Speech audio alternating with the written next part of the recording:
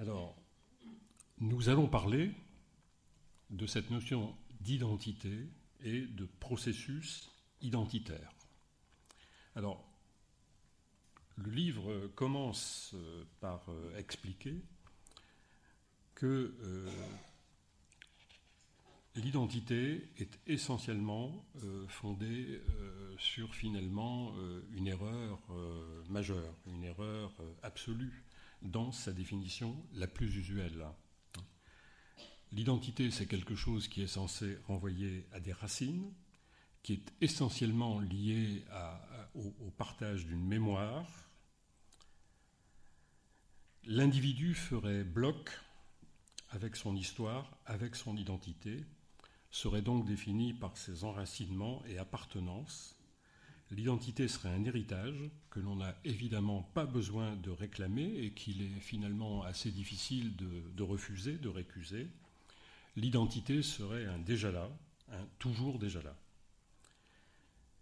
Cela a éveillé quelques échos dans ma tête et je suis allé voir un livre que j'avais acheté et pas encore lu.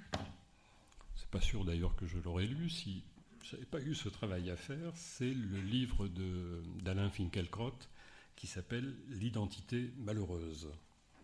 Et je suis quand même allé lire dans ce livre et je pense que ça nous donne une conception, enfin, ça nous donne une lecture d'une certaine conception de la notion d'identité. Je cite Finkielkraut. L'identité en tant que principe... non, pas l'identité, si, l'identité en tant que principe hiérarchique régissait le vivre ensemble des êtres, les êtres se définissaient d'abord par leur extraction. C'est un mot dont j'avais oublié l'usage depuis très longtemps, mais effectivement, l'idée que nous nous définissions à une certaine époque par notre extraction est quelque chose dont il me semble avoir en moi encore une certaine connaissance. La naissance prévalait sur la nation, l'ascendance était l'appartenance déterminante. Dans l'univers aristocratique, rappelle Tocqueville, je cite toujours Finkielkraut, on ne voyait de semblable que les membres de sa caste et l'on ne faisait pas d'exception pour ses compatriotes. Les valeurs essentielles de cette époque sont l'appartenance, la fidélité, la filialité, l'inscription dans une communauté particulière. Je quitte Finkielkraut pour souligner ce dernier point. L'affaire d'identité est affaire d'inscription dans une communauté particulière. Il n'y avait donc pas à cette époque, continue Alain Finkielkraut, d'identité nationale. L'identité nationale, écrit-il, ne peut naître que de la généralisation du sentiment du semblable. L'identité nationale est donc fille de l'égalité, conclut, à juste titre d'ailleurs, Alain Finkielkraut. L'identité, c'est une dette. Je suis toujours dans le livre de ce cher Alain. L'identité, c'est une dette. Chacun, ouvrez les guillemets, naît avec une dette qu'il est tenu d'ignorer. Qu'il est tenu d'honorer. Excusez-moi ce lapsus.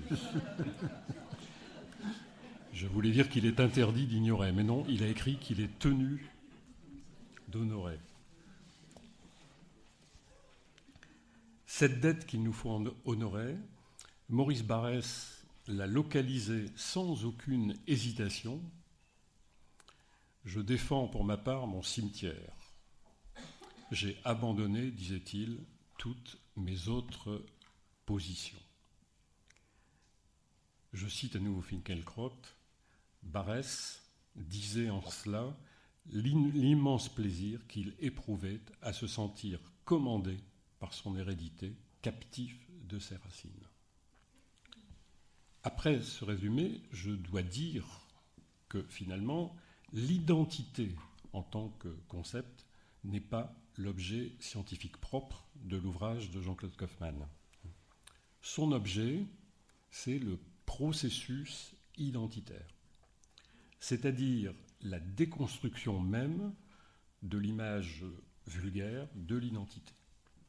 Je le cite, l'identité résulte avant tout d'un travail, du travail d'une subjectivité à l'œuvre en vue de produire un sens qui n'est plus donné par la place occupée, c'est-à-dire ce que Tocqueville appelait l'extraction, et que, après lui, Alain Finkielkraut rappelle comme étant l'extraction.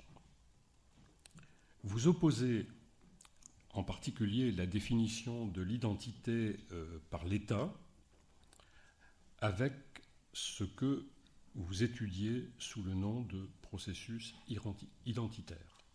L'État fiche, classe des individus en se fondant sur des données biologiques ou des traces objectives de leur histoire.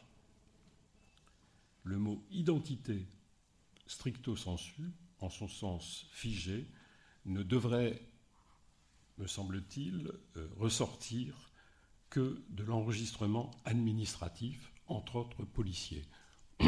Vous rappelez d'ailleurs en passant que les premières choses que l'on pourrait qualifier de papiers d'identité sont très anciens et étaient réservés aux populations nomades. Les gens qui avaient un domicile n'avaient pas besoin de papiers d'identité. Par opposition à cet enregistrement, le processus identitaire est un work in progress. Alors, in progress à l'anglaise, ça ne veut pas dire en progrès, ça veut dire quelque chose qui avance. Ça peut être à la fois du progrès, mais ça peut aussi être des avanies, des difficultés et une forme de déconstruction. Mais l'identité le processus identitaire se définit au contraire de l'identité par son ouverture, par ses variations permanentes, ancrées tant dans le présent que dans le passé, et qui est nécessairement forme de projection dans un avenir. Entendu, je vous cite, comme un processus ouvert à la reformalisation, l'identité n'est jamais une essence, une substance, c'est-à-dire une entité fermée, homogène et stable. Je vais commencer à introduire un certain nombre des questions qui vont nous occuper. Certaines d'entre elles feront néanmoins référence au travail de M. Bouvet, parce que la mise en miroir de ces deux ouvrages reste pour nous tout à fait importante. Mais pour ma première question, je vous ai dit que le livre était paru en 2014 et qu'il y avait eu une réédition en 2015. Or, cette réédition de 2015 est précédée par un avant-propos, je pense que vous l'appelez avant-propos, hein, oui, avant-propos, qui tient compte effectivement des événements qui viennent de se produire. Avant-propos qui est écrit exactement à chaud même des événements, hein, dans le même mois que les événements, dans les 15 jours en réalité.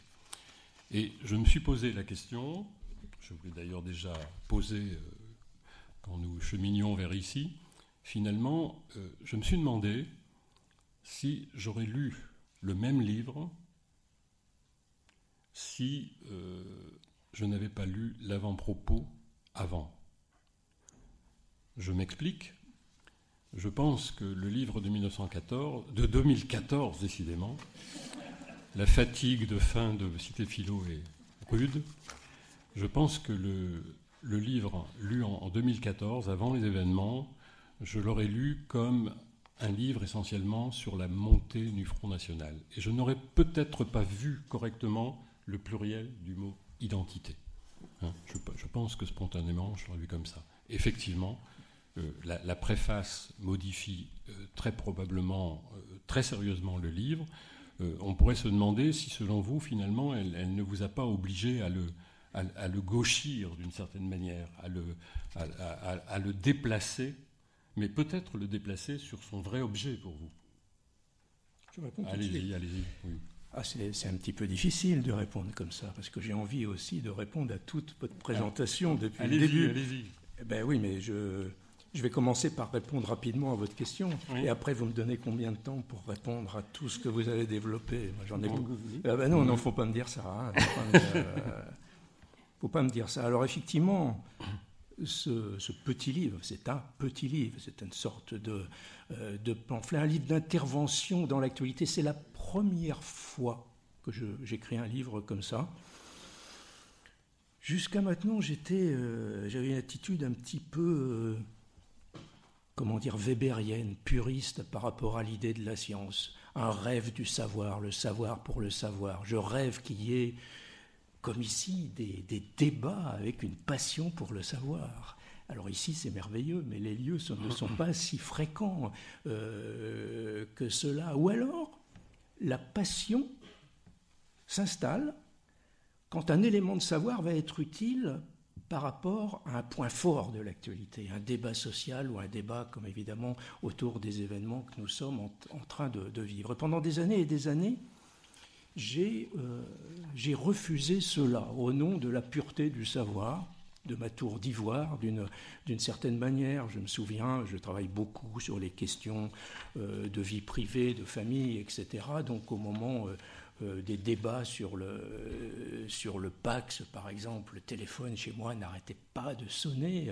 On voulait m'interviewer et je savais que c'était des interviews très très très délicats où on me demandait d'une certaine manière de me positionner dans le débat, quoi.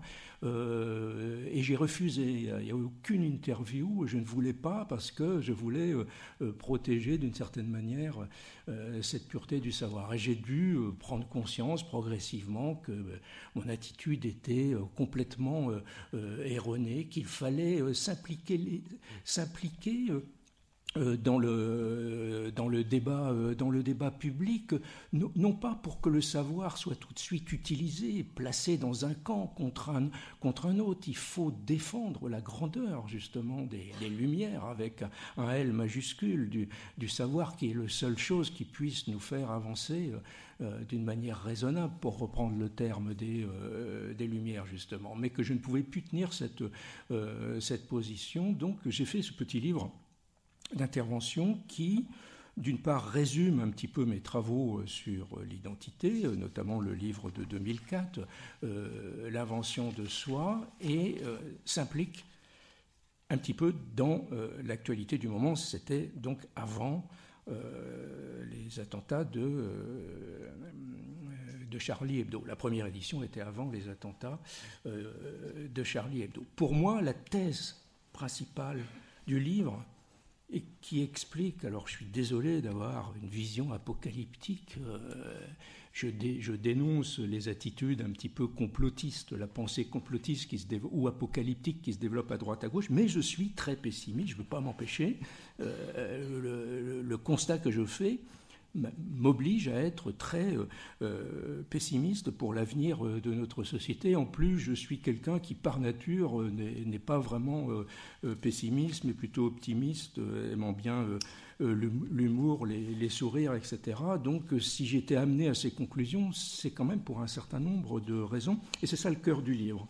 Le cœur du livre, c'est de montrer que le processus identitaire, donc c'est un petit peu long à expliquer ce que c'est que ce processus identitaire, mais admettons qu'il soit connu, je reviendrai après dessus par la suite, est de plus en plus incontrôlable et volatile, et de plus en plus rempli d'émotionnel. Ce qui fait que pour les sociétés, il est extrêmement difficile à contrôler. Donc ça va paraître abscon là, ce que je dis pour le moment, parce que pourquoi c'est volatile, d'où ça vient, etc. Je vais essayer de revenir dessus, mais c'est le cœur du livre. Et notamment, je montre comment de plus en plus, aujourd'hui, il y a une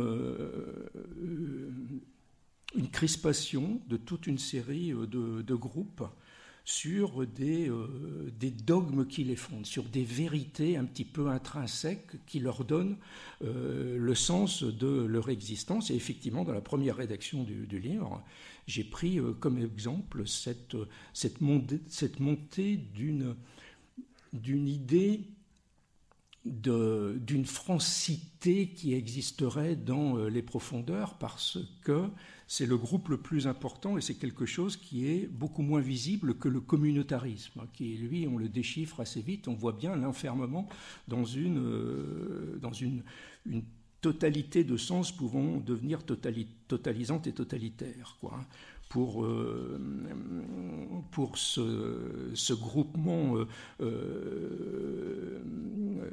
d'une francité imaginaire, c'est moins évident. C'est pour ça que c'est ça que j'ai développé davantage, en prenant l'exemple, par exemple, de l'idée qu'il pourrait y avoir des Français de souche. Donc l'expression est employée, à un certain succès, résonne chez un certain nombre de personnes avec des éléments de vérité, parce qu'on se dit qu'effectivement, il y a des personnes qui sont français, qui ont été naturalisés, qui sont un peu de toutes les couleurs, c'est sympathique, mais il y a quand même des Français qui sont un petit peu plus français que les autres. Et ça, j'essaie d'expliquer en quoi c'est totalement faux,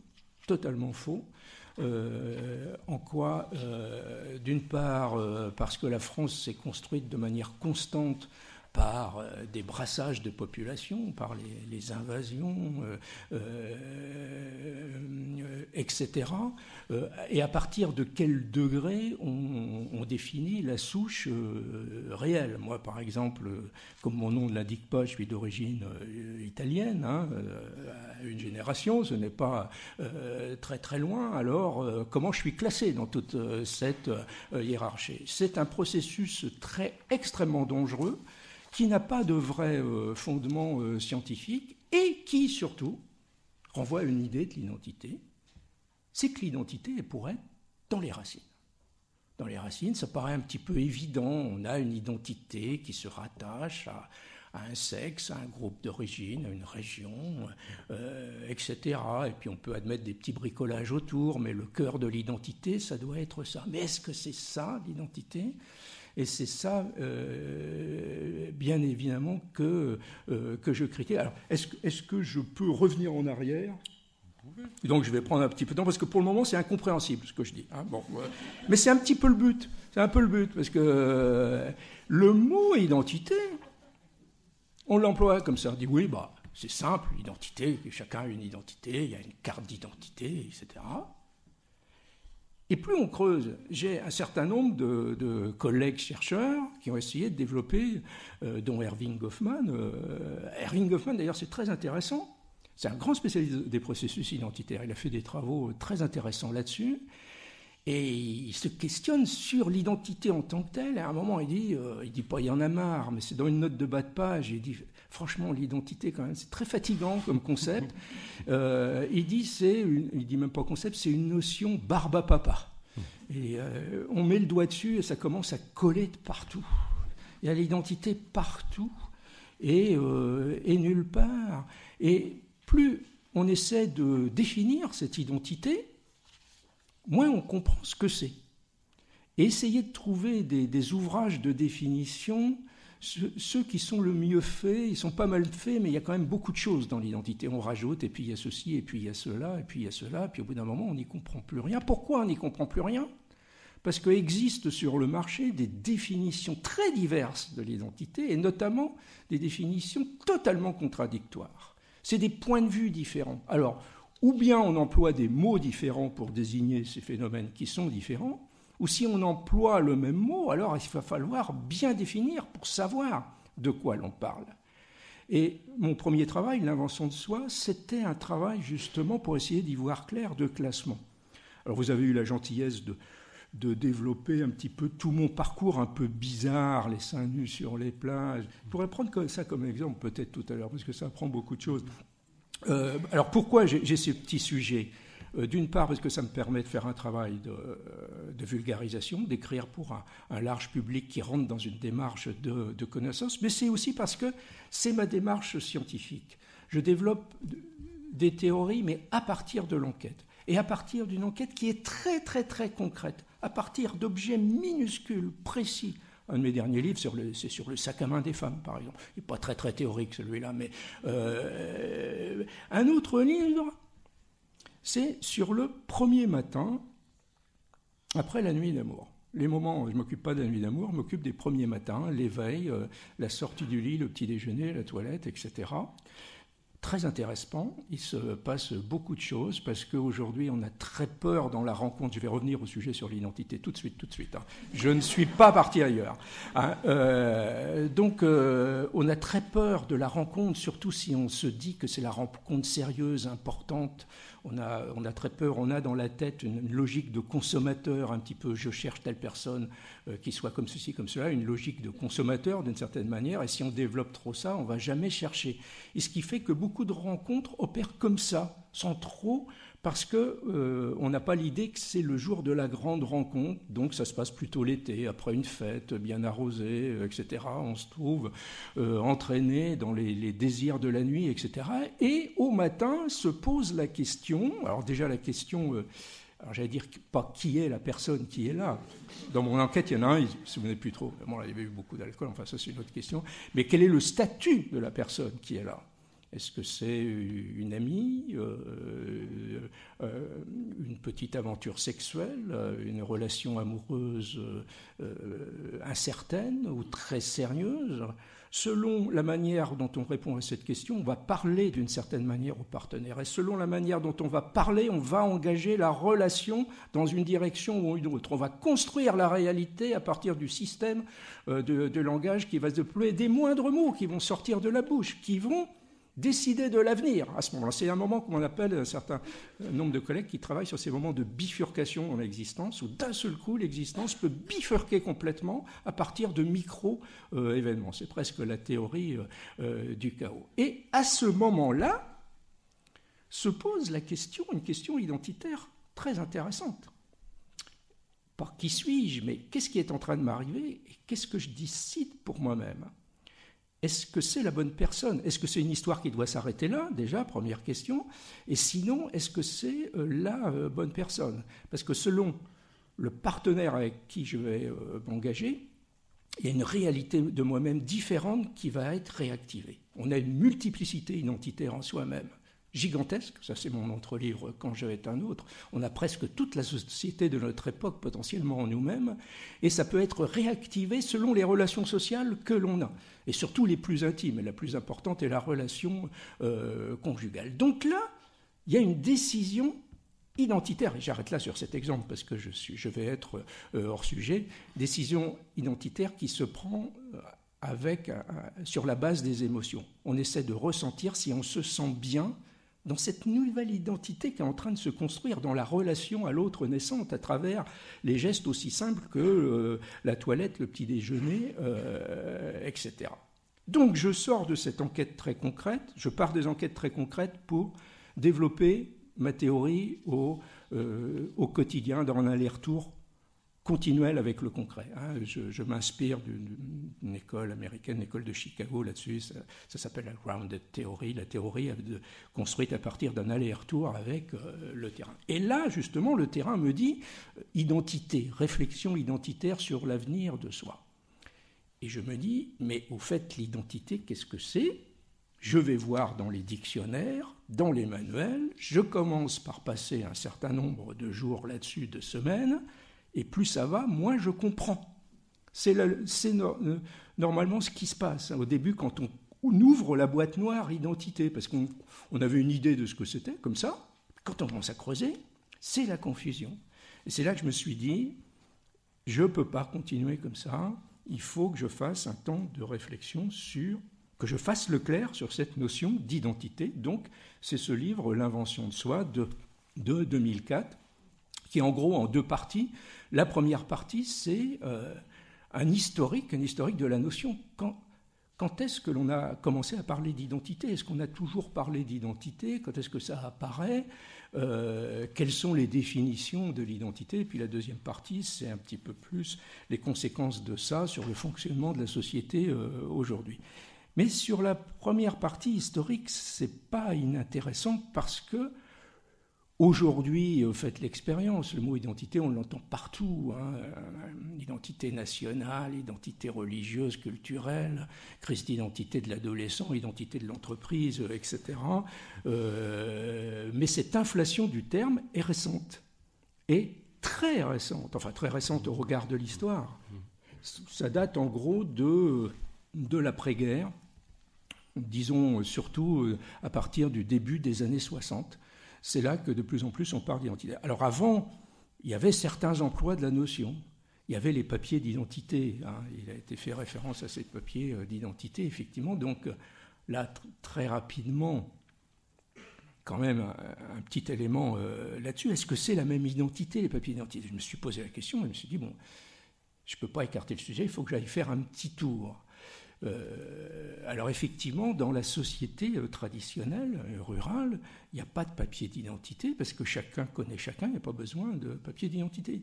Les papiers d'identité vont apparaître quand l'État va se structurer de manière autonome et séparée de la société civile. L'État a besoin de connaître à ce moment-là ses administrés, surtout pour ne pas les confondre entre eux.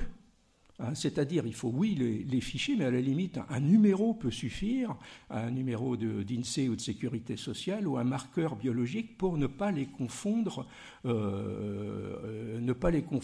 eux. Alors, les premiers papiers d'identité, c'est les registres de baptême, hein, intégrés dans l'état civil sous Napoléon, mais ça, ce n'est pas encore des papiers qu'on porte sur soi.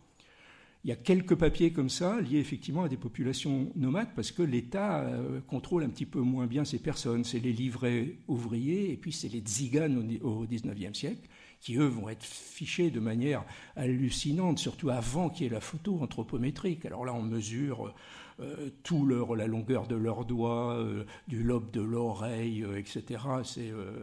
Là, c'est un détail très très fort qui se développe. Et puis, la carte d'identité apparaît, donc en France, la carte d'identité, c'est 1940, quoi, hein, donc c'est pas si loin que ça.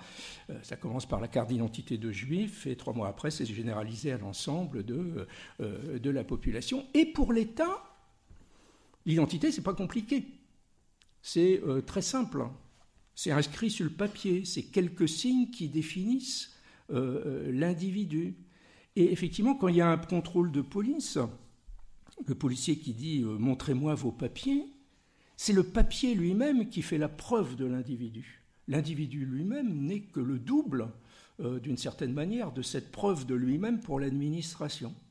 Et ça renforce, ça c'est une vue de l'identité, quelque chose de simple, de fixe, qui est inscrit sur le papier. Mais ça c'est l'identification, c'est ne pas confondre une personne avec une autre. Est-ce que c'est ça qui explique qu'on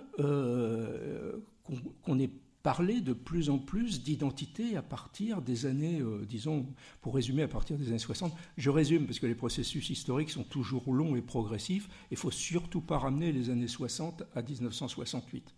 Il y a beaucoup de choses qui se passent dans le début des années 60. C'est des années de grandes mutations culturelles historiques et 68 n'est qu'une manifestation particulière de ce processus qui s'est produit. Et il faut y revenir. Alors, je ne sais pas si je suis long, si je peux, mais vous m'avez dit que j'avais tout le temps que je voulais. Hein.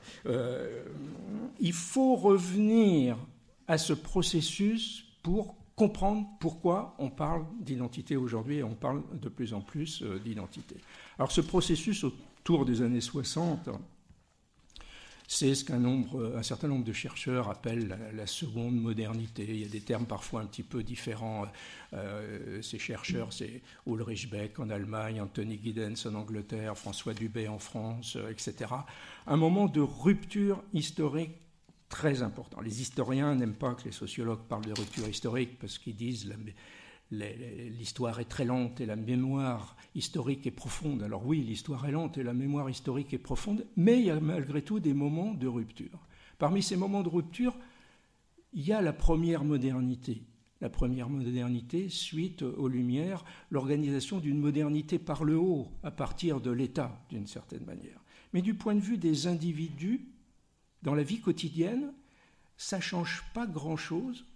Comme le dit Finkielkraut, il reste inscrit dans une communauté qui leur donne les réponses de la vie. Il y a une vérité collective. Ce sont les grands programmes républicains qui offrent également une morale collective. Il y a une définition de l'avenir. Le chemin de la vie est déjà relativement écrit. Il suffit de le suivre d'une certaine manière. Et la rupture que l'on voit opérer autour des années 60, c'est celle de l'inversion du rapport entre l'individu et le groupe. Jusque-là, l'individu était inscrit dans un groupe qui le portait, le cadrait et lui donnait ses réponses. Et à partir de là, le nouveau modèle, parce que dans la vie quotidienne et concrète, des fois c'est un petit peu plus compliqué que ça, le nouveau modèle, c'est celui de l'individu sujet qui ne va pas s'isoler du reste de la société, mais qui va être de plus en plus au centre de sa propre vie et décider dans tous les domaines pour choisir et choisir encore. Choisir sa vérité, choisir sa morale, choisir son avenir, choisir son identité. Donc, choisir sa vérité, surtout dans la société de l'information qui est la nôtre, dans tous les domaines, de plus en plus, nous devenons un petit peu comme des scientifiques par rapport à notre vie quotidienne. Que doit-on manger ? Il y a 30 ans, on mangeait ce qu'il y avait dans notre assiette. Aujourd'hui, par rapport au moindre aliment, on va se poser 1000 questions. Et par rapport aux questions que l'on a, la science ne répond pas de manière unanime. Et c'est normal, parce que le savoir scientifique est toujours relatif, provisoire et contradictoire. Il avance par réfutation des hypothèses.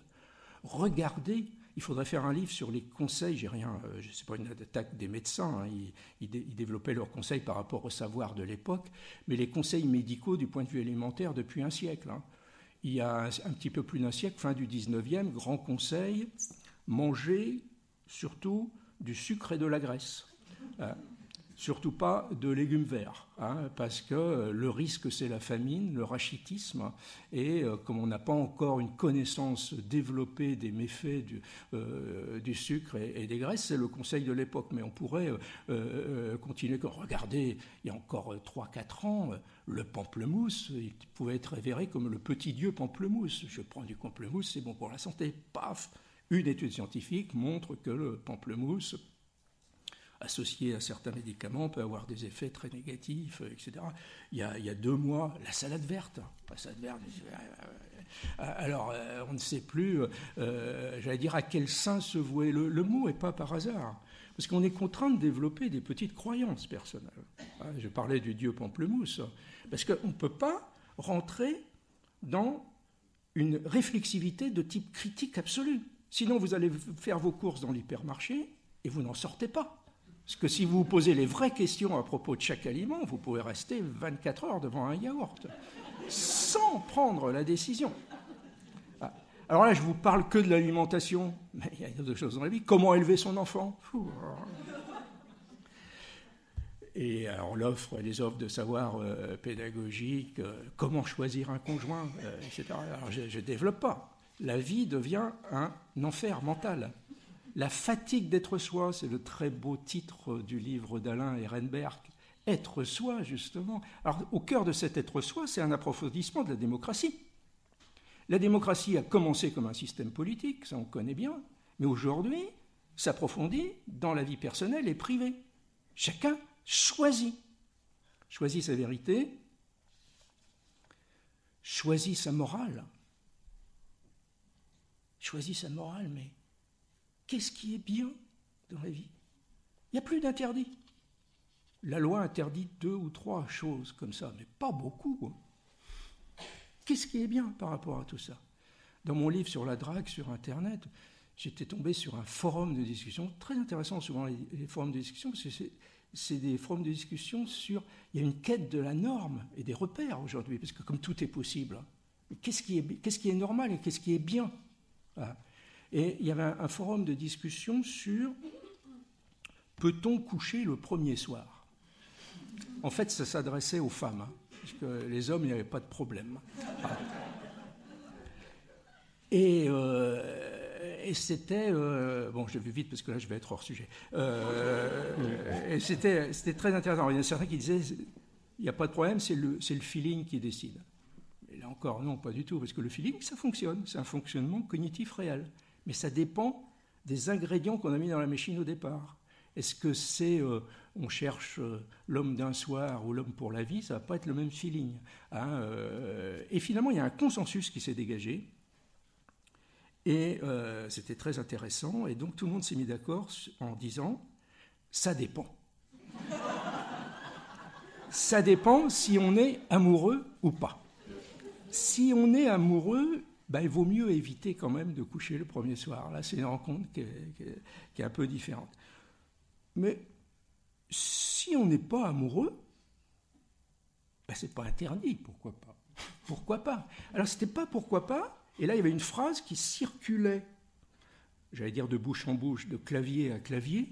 Et quand il y a une phrase qui circule comme ça, elle indique une nouvelle morale, collective, pas obligatoire, mais qui commence à se former. Et cette phrase, c'était « il n'y a pas de mal à se faire du bien ». Et du coup, beaucoup de relations, c'est ce que je vous ai dit pour le premier matin, commencent aujourd'hui, comme ça, par la sexualité. Historiquement, c'est une sorte d'inversion qui commence entre sentiment et sexualité. Autrefois, il fallait que les sentiments soient éprouvés, voire qu'il y ait l'institution du mariage pour qu'on ait le droit à la sexualité. Aujourd'hui, la sexualité est banalisée, n'est plus interdite. On peut commencer par là et voir si le sentiment peut éclore. Bon, cet exemple un petit peu long, choisir sa vérité, choisir sa morale.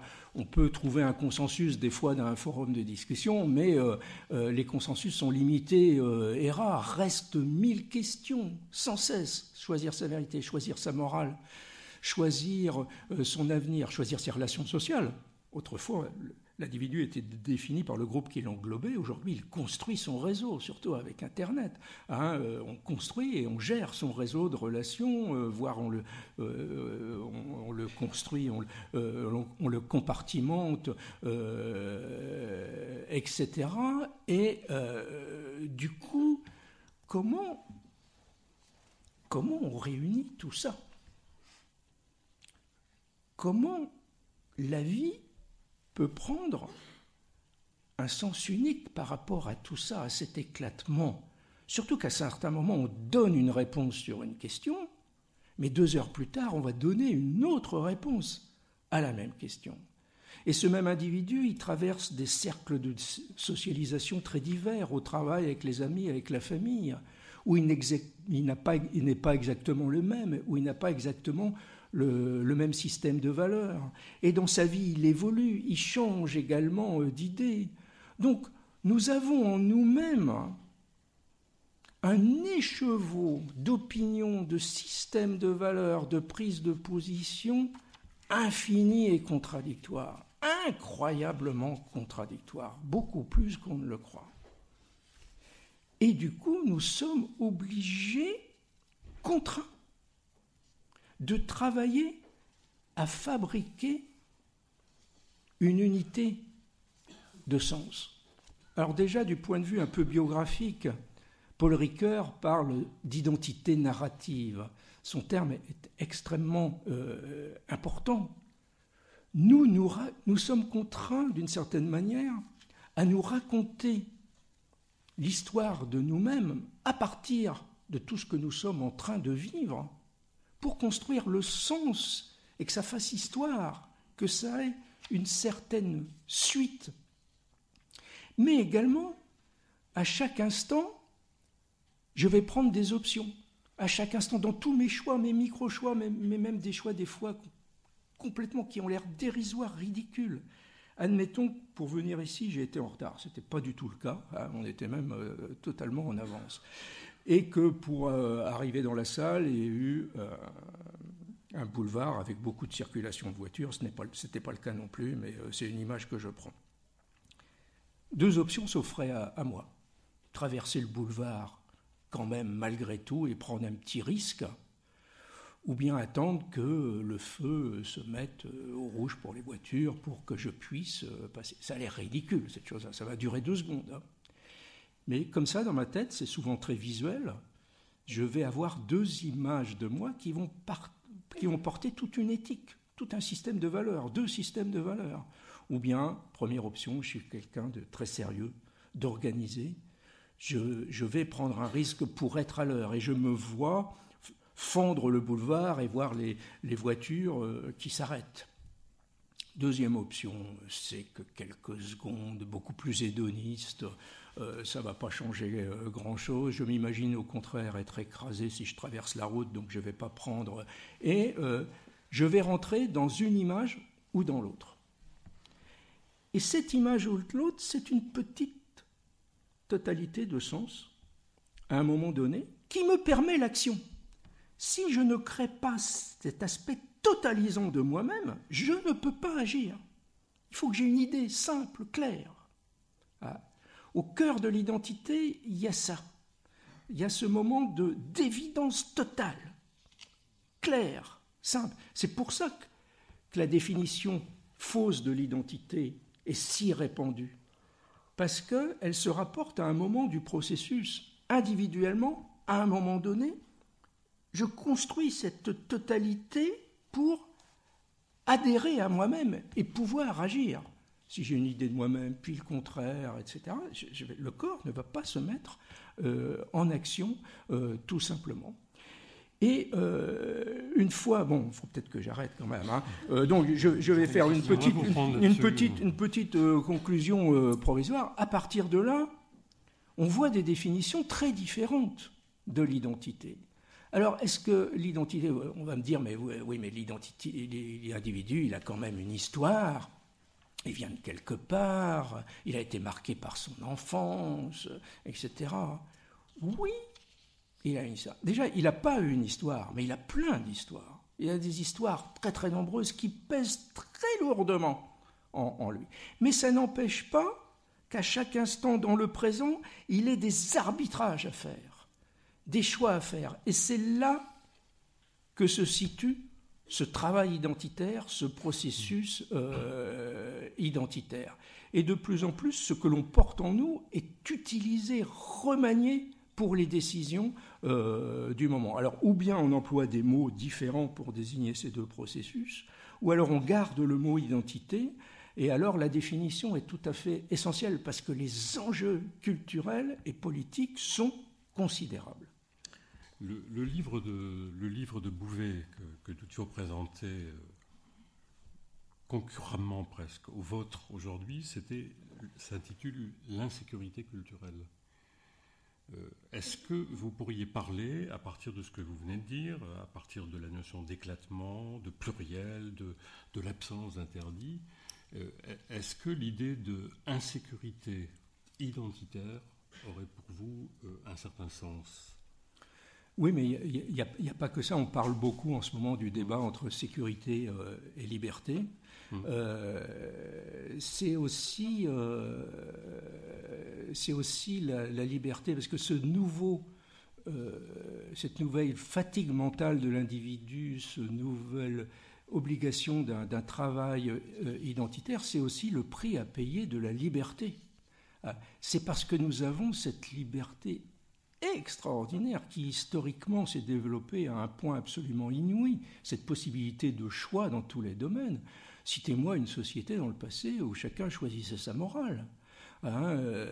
C'est quand même quelque chose d'extraordinaire. Les espaces de liberté qui nous arrivent, qui sont plutôt vus vraiment en positif pour ceux qui ont les moyens de mettre en œuvre cette liberté. Et la discrimination, elle est surtout culturelle. C'est le niveau de diplôme en général qui opère la discrimination, ceux qui ont les moyens de profiter de cette liberté.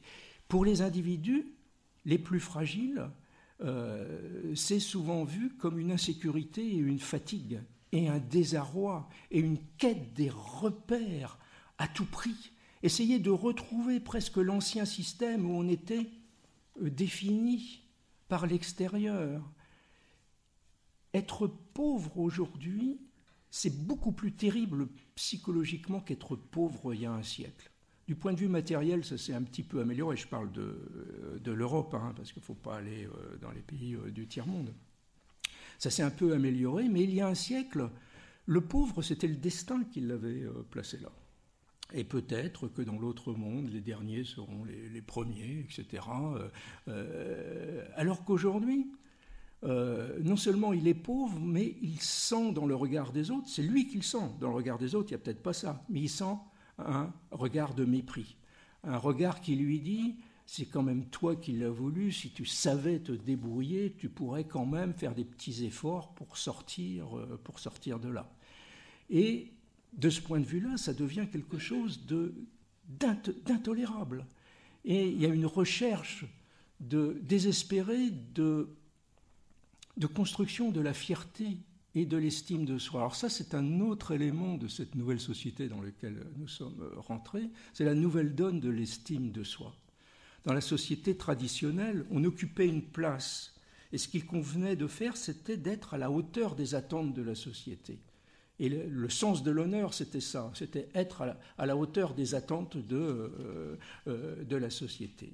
Aujourd'hui, il y a encore des places, il y a des hiérarchies, il y a des notations à l'école, mais quand même, elles deviennent de plus en plus secondaires par rapport à une notation horizontale.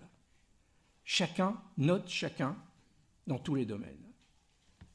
Et chacun, parfois, les plus proches. Dans mes enquêtes sur les repas en famille, par exemple, je vois qu'un des thèmes de discussion les plus fréquents, c'est de critiquer les amis et la famille. Gentiment, hein, parce qu'on les adore, on les aime vraiment, mais franchement, leur manière de passer les vacances ou d'élever les enfants, c'est n'importe quoi, il faut le dire, quoi. Alors ça a deux fonctions extrêmement importantes. C'est d'une part d'unifier une culture commune de la famille et du couple. Si eux font mal, c'est que nous, on a des projets, une culture commune. Et deuxièmement, de se donner des bons points par rapport aux mauvais points que l'on donne aux autres, surtout aux plus proches, ceux que l'on aime vraiment, hein, comme je l'ai dit. Le problème, c'est que les amis et la famille, de leur côté, vont faire la même chose. Et que chacun va noter chacun avec ses propres critères. X dit qu'il a réussi dans la vie parce qu'il gagne beaucoup d'argent, mais ce n'est pas ça qui est important. D'ailleurs, il vient de divorcer, etc. X, mauvais point. Ah. Donc, il y a un déficit structurel d'estime de soi dans la société.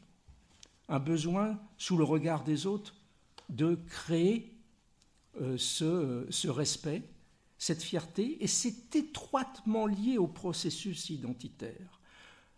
Non seulement il faut raconter l'histoire de soi qui a un certain sens, mais il faut également adhérer à cette histoire, sinon c'est la dépression, maladie psychologique de notre époque, comme dit Ehrenberg, et le déficit d'estime de soi. Et quand en plus, ce déficit d'estime de soi, il touche tous les groupes sociaux aujourd'hui, même les groupes dominants, hein, ce qui est très interrogateur, mais pour les plus pauvres, c'est encore pire, bien sûr. Donc il y a une demande de réassurance, de sécurité, mais de respect aussi, qui est vénal, en quête d'une vérité simple qui va restaurer cette estime de soi. Et là, on pense bien sûr, alors je ne sais pas si on arrive tout de suite aux formes un petit peu extrêmes, hein, par exemple d'enfermement communautaire, mais quand on commence à être dans cette fragilité qui est liée à la place qu'on occupe dans la société, ou à un désarroi culturel, le fait, par exemple, il est bien connu, c'est Olivier Roy à l'époque qui avait fait une étude de ces parcours il y a à peu près une dizaine d'années des djihadistes d'Al-Qaïda à l'époque, où il montrait que la plupart n'avaient pas, depuis bien des travaux qui ont développé ça, n'avaient pas un parcours religieux au début. C'est à un moment donné, ils découvrent souvent très superficiellement la religion. Par contre, ils avaient traversé des contextes culturels très très différents. Ils s'étaient affrontés aux grandes villes, à la drogue, à des pratiques culturelles très éloignées de celles de leur enfance, etc. Et à un moment, il y avait une perte des repères, ne plus savoir qui l'on est exactement, un certain désarroi, et là une demande de réassurance et de regroupement sur soi. Et c'est toujours ce qu'offre une secte. Le communautarisme, c'est du sectarisme. C'est le fonctionnement, pour bien comprendre, c'est celui d'une secte. C'est exactement cela. Et ce qu'il faut bien comprendre, c'est qu'une secte, elle permet à un individu fragilisé de se reconstruire. Elle lui donne un entourage et une réponse simple. Et plus elle est simpliste, plus ça marche. Toutes les réponses aux questions de la vie sont dans un dogme très simple. Il y a les bons, il y a les méchants, il y a la vérité qui est indiscutable, il y a même un code de comportement très précis. Donc là, il n'y a pas 1000 questions à propos du moindre aliment, etc. Il n'y a plus de questions. Donc tout redevient simple, on peut se regrouper sur soi-même, et ça marche encore mieux, bien sûr, si on désigne un ennemi. Là, non seulement on est regroupé sur soi-même, mais il y a un élan émotionnel. Alors, là, j'ai presque envie d'ajouter quelque chose, mais après, je m'arrête parce que je suis trop bavard, qui ouvre une parenthèse un petit peu différente. Quand je parle d'élan émotionnel, dans le djihadisme de Daesh aujourd'hui, ce que je vais dire va peut-être vous surprendre, vous choquer, dire de quoi il parle, c'est n'importe quoi. Il y a des liens très, très étranges avec le romantisme, quand même. Alors, pas le romantisme du Club Med aujourd'hui, avec des petits chœurs, une petite musique, et puis l'addition salée à la sortie. Le romantisme du 19e siècle, le romantisme allemand. D'ailleurs, les couleurs du romantisme à l'époque, c'est le noir. Les imageries sont celles de la mort, dans les cimetières, etc. Et ce romantisme se développe au début du développement de la société marchande. Il y a comme une perte de sens dans ces premiers temps un petit peu de la modernité. Et c'est un élan émotionnel qui emporte. Alors, je ne veux pas faire de raccourcis quand même exagérés.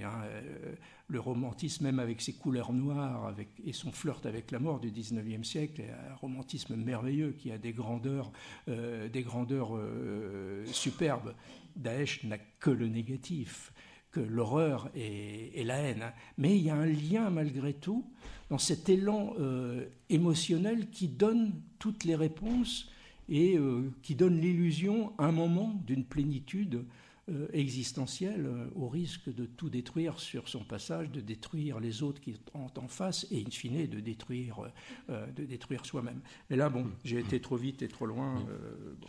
Je vous ai posé la question de l'insécurité identitaire, et votre réponse me donne envie, enfin la dernière partie de la réponse me donne envie de poser l'autre versant. Qu'est-ce que serait pour vous la sécurité identitaire? Est-ce que finalement cette notion de sécurité identitaire, de tranquillité identitaire, j'emploie ça volontairement, n'a pas l'air de sonner pour vous comme finalement une image simpliste, presque une mort cérébrale, puisque sans aucune question qui puisse encore se poser? Oui, alors par rapport à cette question, ce qu'il faut comprendre, c'est que le processus identitaire est incroyablement inégalitaire, affreusement inégalitaire. Nous sommes dans une société de très grandes inégalités. Alors, il y a les inégalités de revenus. Là, il faudrait quand même en dire un petit mot sur ces hyper riches dont quand on essaie de comprendre combien ils gagnent exactement, d'ailleurs on se gourre dans les zéros parce qu'il y en a tellement. Donc là il y a quelque chose. Comment se peut-il qu'une société, en dehors de ces franges un petit peu militantes radicales, ne s'insurge pas contre cette chose qui défie le sens commun et qui commence à poser un problème à l'économie, parce que comme ils n'arrivent pas, un certain nombre d'économistes qui de plus en plus disent ça, comme ils n'arrivent pas à dépenser leur argent, ils en ont trop, eh bien ça bloque l'économie, et aujourd'hui, la création monétaire par les banques centrales sont le moyen d'alimenter les hypermilliardaires. Et il y en a qui disent sérieusement, il vaudrait mieux cette création monétaire distribuée à tout le monde, envoyer des billets de banque par hélicoptère. Mais c'est une option très très sérieuse, plutôt que de les donner à nouveau assez, parce que la création des banques centrales, c'est de la fausse monnaie qui est créée, mais qui devient réelle et qui va dans les poches des hyper-héros. Alors là, il y a des choses sur la manière dont évolue notre société. Comment voulez-vous qu'après, en plus, il n'y ait pas des élans de révolte qui tournent mal, hein. Ça, c'est l'autre aspect de mon inquiétude pour l'avenir. Je trouve qu'on est loin d'être fini sur la crise économique et financière, et ça va ajouter encore de l'huile sur le feu, ce qui fait que je suis très inquiet. Mais effectivement, le processus identitaire est très inégalitaire, parce que quand on a les moyens culturels, déjà un petit peu de moyens financiers, pas beaucoup de moyens financiers, mais suffisamment pour bien vivre normalement, eh bien, on peut s'inscrire dans toute une série d'activités diverses, et dans ces activités, avoir des petites passions. J'emploie le mot passion, qui est hérité lui aussi du romantisme, plutôt que loisir. Le mot loisir est très plat, ne traduit pas toute l'intensité existentielle qu'il peut y avoir dans ces passions qui, de l'extérieur, peuvent paraître ridicules, mais quand on les vit de l'intérieur, passion culturelle, passion sportive, que sais-je, c'est une manière de remplir la vie avec beaucoup d'intensité et sans risque, parce qu'on a plusieurs passions. Donc on est un individu en réseau, d'une certaine manière. Le risque de la passion, c'est quand elle est unique et qu'elle entraîne et que l'individu disparaît dans sa capacité critique et de contrôle et est pris par sa passion. C'est ce qui se passe pour ceux qui s'enferment dans un dogme unique, comme cette montée de l'idéologie nationaliste française que je signale, mais aussi bien sûr l'enfermement communautariste. Hein, donc quand on a les moyens culturels, on peut avoir cette sécurité de jouer, je dirais, avec l'ouverture de la vie, la liberté, les choix critiques, et en même temps le fait d'arriver à construire un récit à partir de tout ça et avoir des moments d'intensité autour des diverses passions que l'on gère. Mais à mesure qu'on descend dans l'échelle sociale et culturelle, l'éventail de ces choix diminue. Et on est réduit à un petit groupe unique, à un éventail de possibilités très très limité, avec une exigence beaucoup plus forte de créer la fierté et le respect. Et là, comment créer cette sécurité identitaire je ne sais pas comment. Là, je n'ai pas de réponse. C'est un des éléments pour lesquels je suis extrêmement inquiet pour l'avenir. Contrairement à Bouvet, vous ne dissociez jamais dans votre propos le sociétal du social, pratiquement. Pour moi, on réduit souvent la sociologie. Des fois, on emploie le mot « on va faire la sociologie », c'est pour renvoyer aux classes sociales. Ça, c'est 2% de la sociologie, quoi. Bon. Ça joue un rôle, l'appartenance sociale, mais c'est un rôle parmi beaucoup d'autres critères. Et au cœur des problématiques identitaires, tout le social est reformulé par l'identitaire aujourd'hui. On le voit bien dans l'évolution de l'ancienne classe ouvrière, etc., dans toutes les manifestations. Regardez, je mets 3 lignes dans le livre, parce que quand je l'ai écrit, il y avait les bonnets rouges, quoi. Moi, j'habite en Bretagne, quoi. Alors, étonnant, l'identité, c'est, comme je dis, c'est très volatile. Donc, ça se construit à un moment à partir de quelques symboles, de quelques signes, comme ça. J'avais un collègue qui avait fait un travail sur l'identité bretonne avant. Il se demandait de plus en plus ce que c'était que l'identité bretonne. C'est quand il interrogeait les gens, ils ont dit si, l'identité bretonne, c'est les crêpes, les fruits de mer, les bagades. Non, mince, ça vole pas haut quand même, quoi, hein. Et là, il y a eu une cristallisation. Alors, ce n'était pas une identité bretonne, c'était la Bretagne en révolte, grâce à ce signe, ce bonnet dont on a découvert après qu'il était fabriqué, je ne sais pas où, en Chine. Et puis, derrière, il y avait des intérêts qui étaient incroyablement divergents et multiples.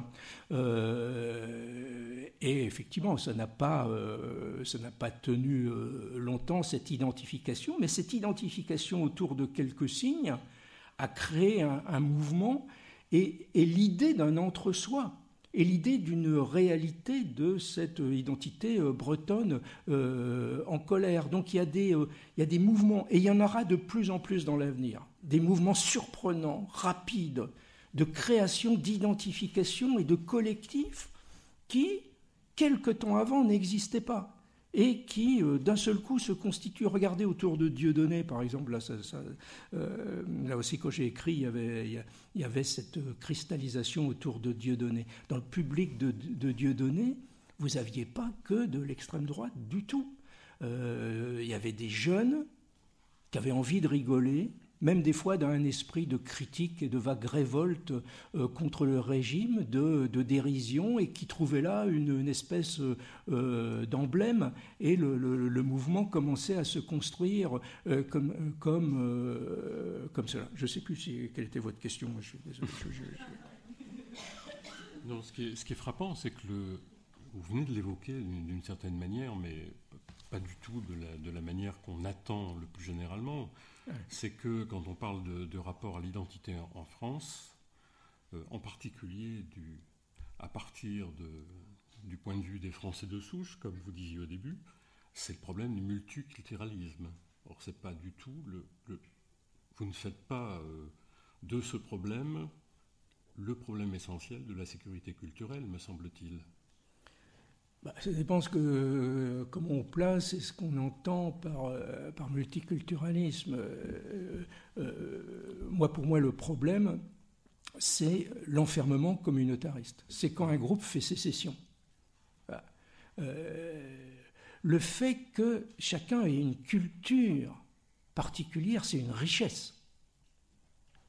Il ne faut pas avoir comme idéal que pour les hommes, par exemple, tout le monde soit en costume, cravate gris clair, qu'il y ait des couleurs dans la rue, des habits différents pour tout individu. L'individu n'est rien tout seul. Il ne se construit qu'avec les autres. Et il s'inscrit dans une histoire, dans des cultures. Et ça, et en Bretagne, par exemple, c'est une richesse d'avoir cette musique, cette tradition, ces danses, les fruits de mer, les galettes, les crêpes, tout ça. C'est super sympa et ça permet de dire qu'on n'est pas simplement français ou syndicaliste aussi, mais en plus, c'est une dimension supplémentaire qui plonge dans des racines qui alimentent. Le problème, c'est lorsque cette culture, lorsque cette histoire devient l'unique réponse et enferme l'individu, et que ce groupe fait sécession avec le reste. Et très souvent, ça ne va pas être longtemps une sécession pacifique, ça va devenir une sécession antagoniste. Regardez ce qui se passe en Catalogne. Pour l'instant, c'est relativement sympa de l'extérieur. Dès qu'un mouvement comme ça commence, ça peut très très mal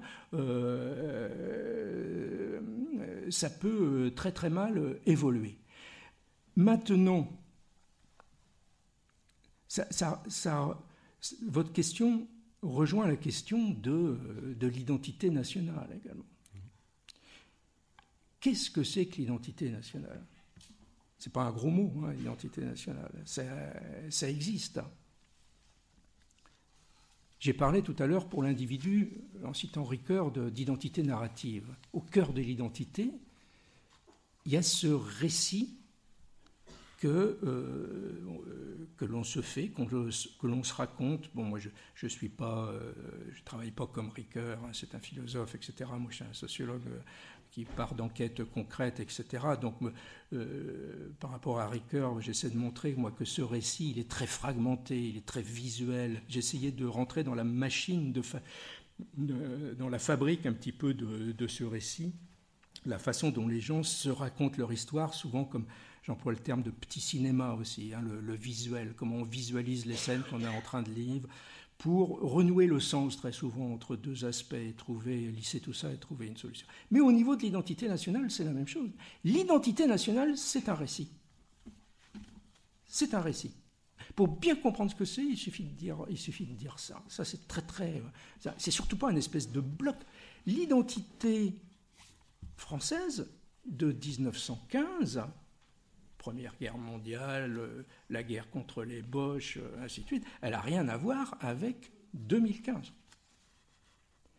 Et c'est un récit qui se réécrit continuellement avec tous les Français, et chaque Français a une histoire différente, qui plonge dans des cultures différentes, même les Berrichons, tout ça, c'est des histoires, si on remonte très loin, extrêmement mélangées, différentes. Donc c'est tous ensemble qu'on réécrit ce que c'est qu'être français. Et dans le livre, je suis un peu provocateur, je dis que même les derniers venus, ils sont plus actifs dans l'écriture, ils sont obligés d'être plus actifs dans l'écriture de ce récit parce qu'eux-mêmes sont complètement chamboulés de l'intérieur. Il faut qu'ils essaient d'expliquer ce que c'est pour eux la France et être français. Et c'est ça qui nous fait avancer tous ensemble. Et puis il y a des moments très forts. Dans mon avant-propos, effectivement, que j'intitule « Je suis Charlie » parce que je crois que c'est un thème, c'est une phrase très forte, c'est pour ça qu'elle a très pris si vite.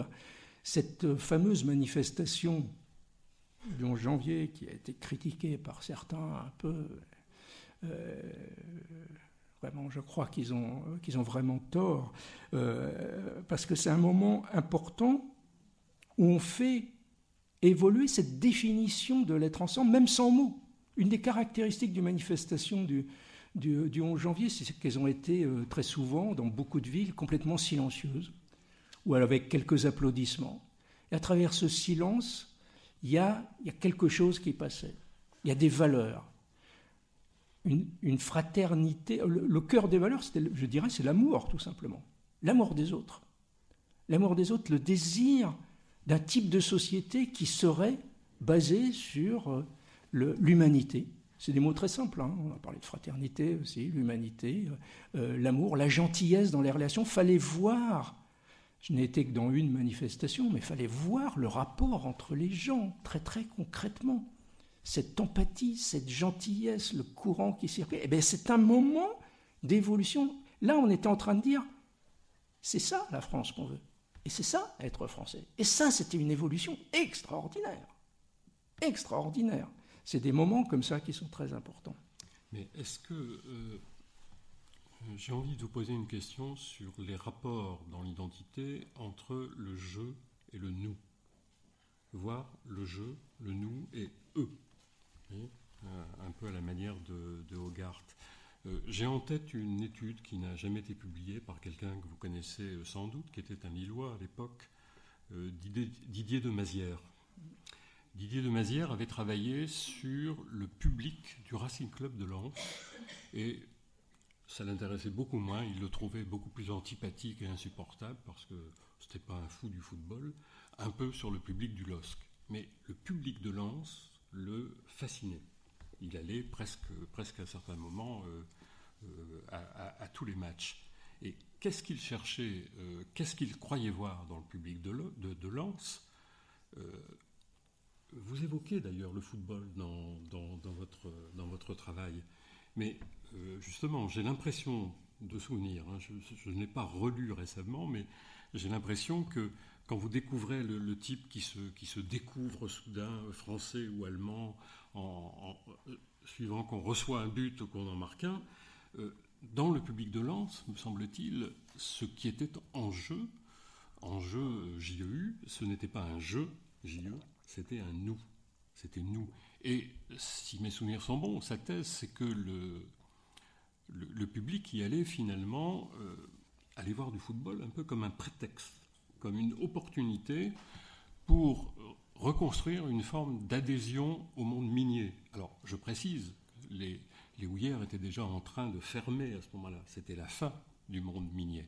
Et donc, il y avait ceux qui en étaient, d'une certaine manière, qui avaient été mineurs ou enfants de mineurs, et il y a ceux qui n'en étaient pas, qui n'en avaient jamais été, qui avaient eu la chance d'échapper à la mine par le bureau, mais quelque part, on devenait supporter du club de Lens pour pouvoir, tous les 15 jours, au match qui avait lieu à Lens, quelque part, rejouir ensemble de la communauté minière. Et les valeurs qui étaient portées par le Racing Club de Lens, c'était les mêmes valeurs que celles du travail. Le seul mot qu'avaient les supporters à la sortie, c'est « ils ont ou ils n'ont pas mouillé leur chemise ». Mouiller la chemise, c'était le critère. C'était le travail. Les gens ne se demandaient pas s'il y avait eu de belles passes, ça était bien joué, comme comme on doit en parler au LOSC ou au PSG, mais la question était celle du travail. Est-ce que le problème de l'identité, c'est pas essentiellement la possibilité de construire des nous beaucoup plus, j'allais dire exigeants, mais c'est pas le bon mot, en tout cas, je vais presque dire enivrants d'une certaine manière. Ouais. Ben oui, cette rupture de la seconde modernité des années 60 crée un individu libre, un peu un petit dieu pour lui-même, mais parfois un petit peu seul. Hein, si je prends les chiffres sur la vie privée, j'ai fait un livre sur le célibat, par exemple. Donc là, il y a quelques chiffres quand même à la fin du livre dans une annexe. Et j'ai fait un petit tour du monde dans les différents pays depuis 30 ans. Dans tous les pays du monde, ça prend des formes différentes, mais dans tous les pays du monde, il y a augmentation du nombre de célibataires année après année. Parce qu'on est d'abord soi-même. Et ensuite, faut rencontrer l'autre. Alors, dans l'idéal, aujourd'hui, il y a ça sur beaucoup de sites de rencontres. Je vais arriver à votre question. Je cherche l'homme de ma vie ou la femme de ma vie, le produit idéal, mais dans l'idéal, sans qu'il dérange, quoi. Hein. Moi, j'ai déjà mes loisirs, etc. Évidemment, ça, c'est pas possible. Enfin bon, je développe pas ça. Il y a un risque solitude, une sécheresse de la société par rapport aux communautés englobantes qui définissaient l'individu d'autrefois, la chaleur, les solidarités, les émotions collectives, etc. Donc il y a un désir de nous pour se sentir moins seul. Le problème, c'est que on ne veut pas perdre la liberté et la maîtrise sur son existence. Et on ne veut pas se faire avoir par un nous sectaire. Parce qu'une fois qu'on rentre dans la secte, on ne peut plus en sortir. Ça, c'est le risque énorme. Du coup, qu'est-ce que l'on fait ? Il y a des nous non sectaires ? Oui, c'est les nous éphémères, bien calibrés. Dans une fête, la fête, ça ne dure qu'une fête, et on peut se lâcher, s'abandonner, ne plus avoir de contrôle sur soi-même. Et c'est là qu'opère la rencontre, d'ailleurs, amoureuse, parce qu'on n'est plus crispé sur ses défenses, où il y a les petites passions dont j'ai parlé tout à l'heure. Et dans ces passions, alors là, désolé, on est 3 hommes à la tribune, les femmes... alors chacun a ses passions qui sont des fois incompréhensibles pour l'autre. Et dans les couples, des fois, il y a des femmes, bon, quand il y a les grands événements, que la passion monte, ça va un petit peu mieux, mais ordinairement, quand c'est le championnat, Lens contre Marseille, etc., la femme qui voit son bonhomme, qui habituellement n'est pas trop expressif et qui d'un seul coup, là, vit des choses véritablement, alors il faut qu'elle comprenne. Il faut accepter les passions des autres et entrer dans cet univers. Alors il y a le nous, qui va être plus dans le stade d'ailleurs. Et je cite Walter dans mon livre parce que je trouve que sa réflexion est extraordinaire.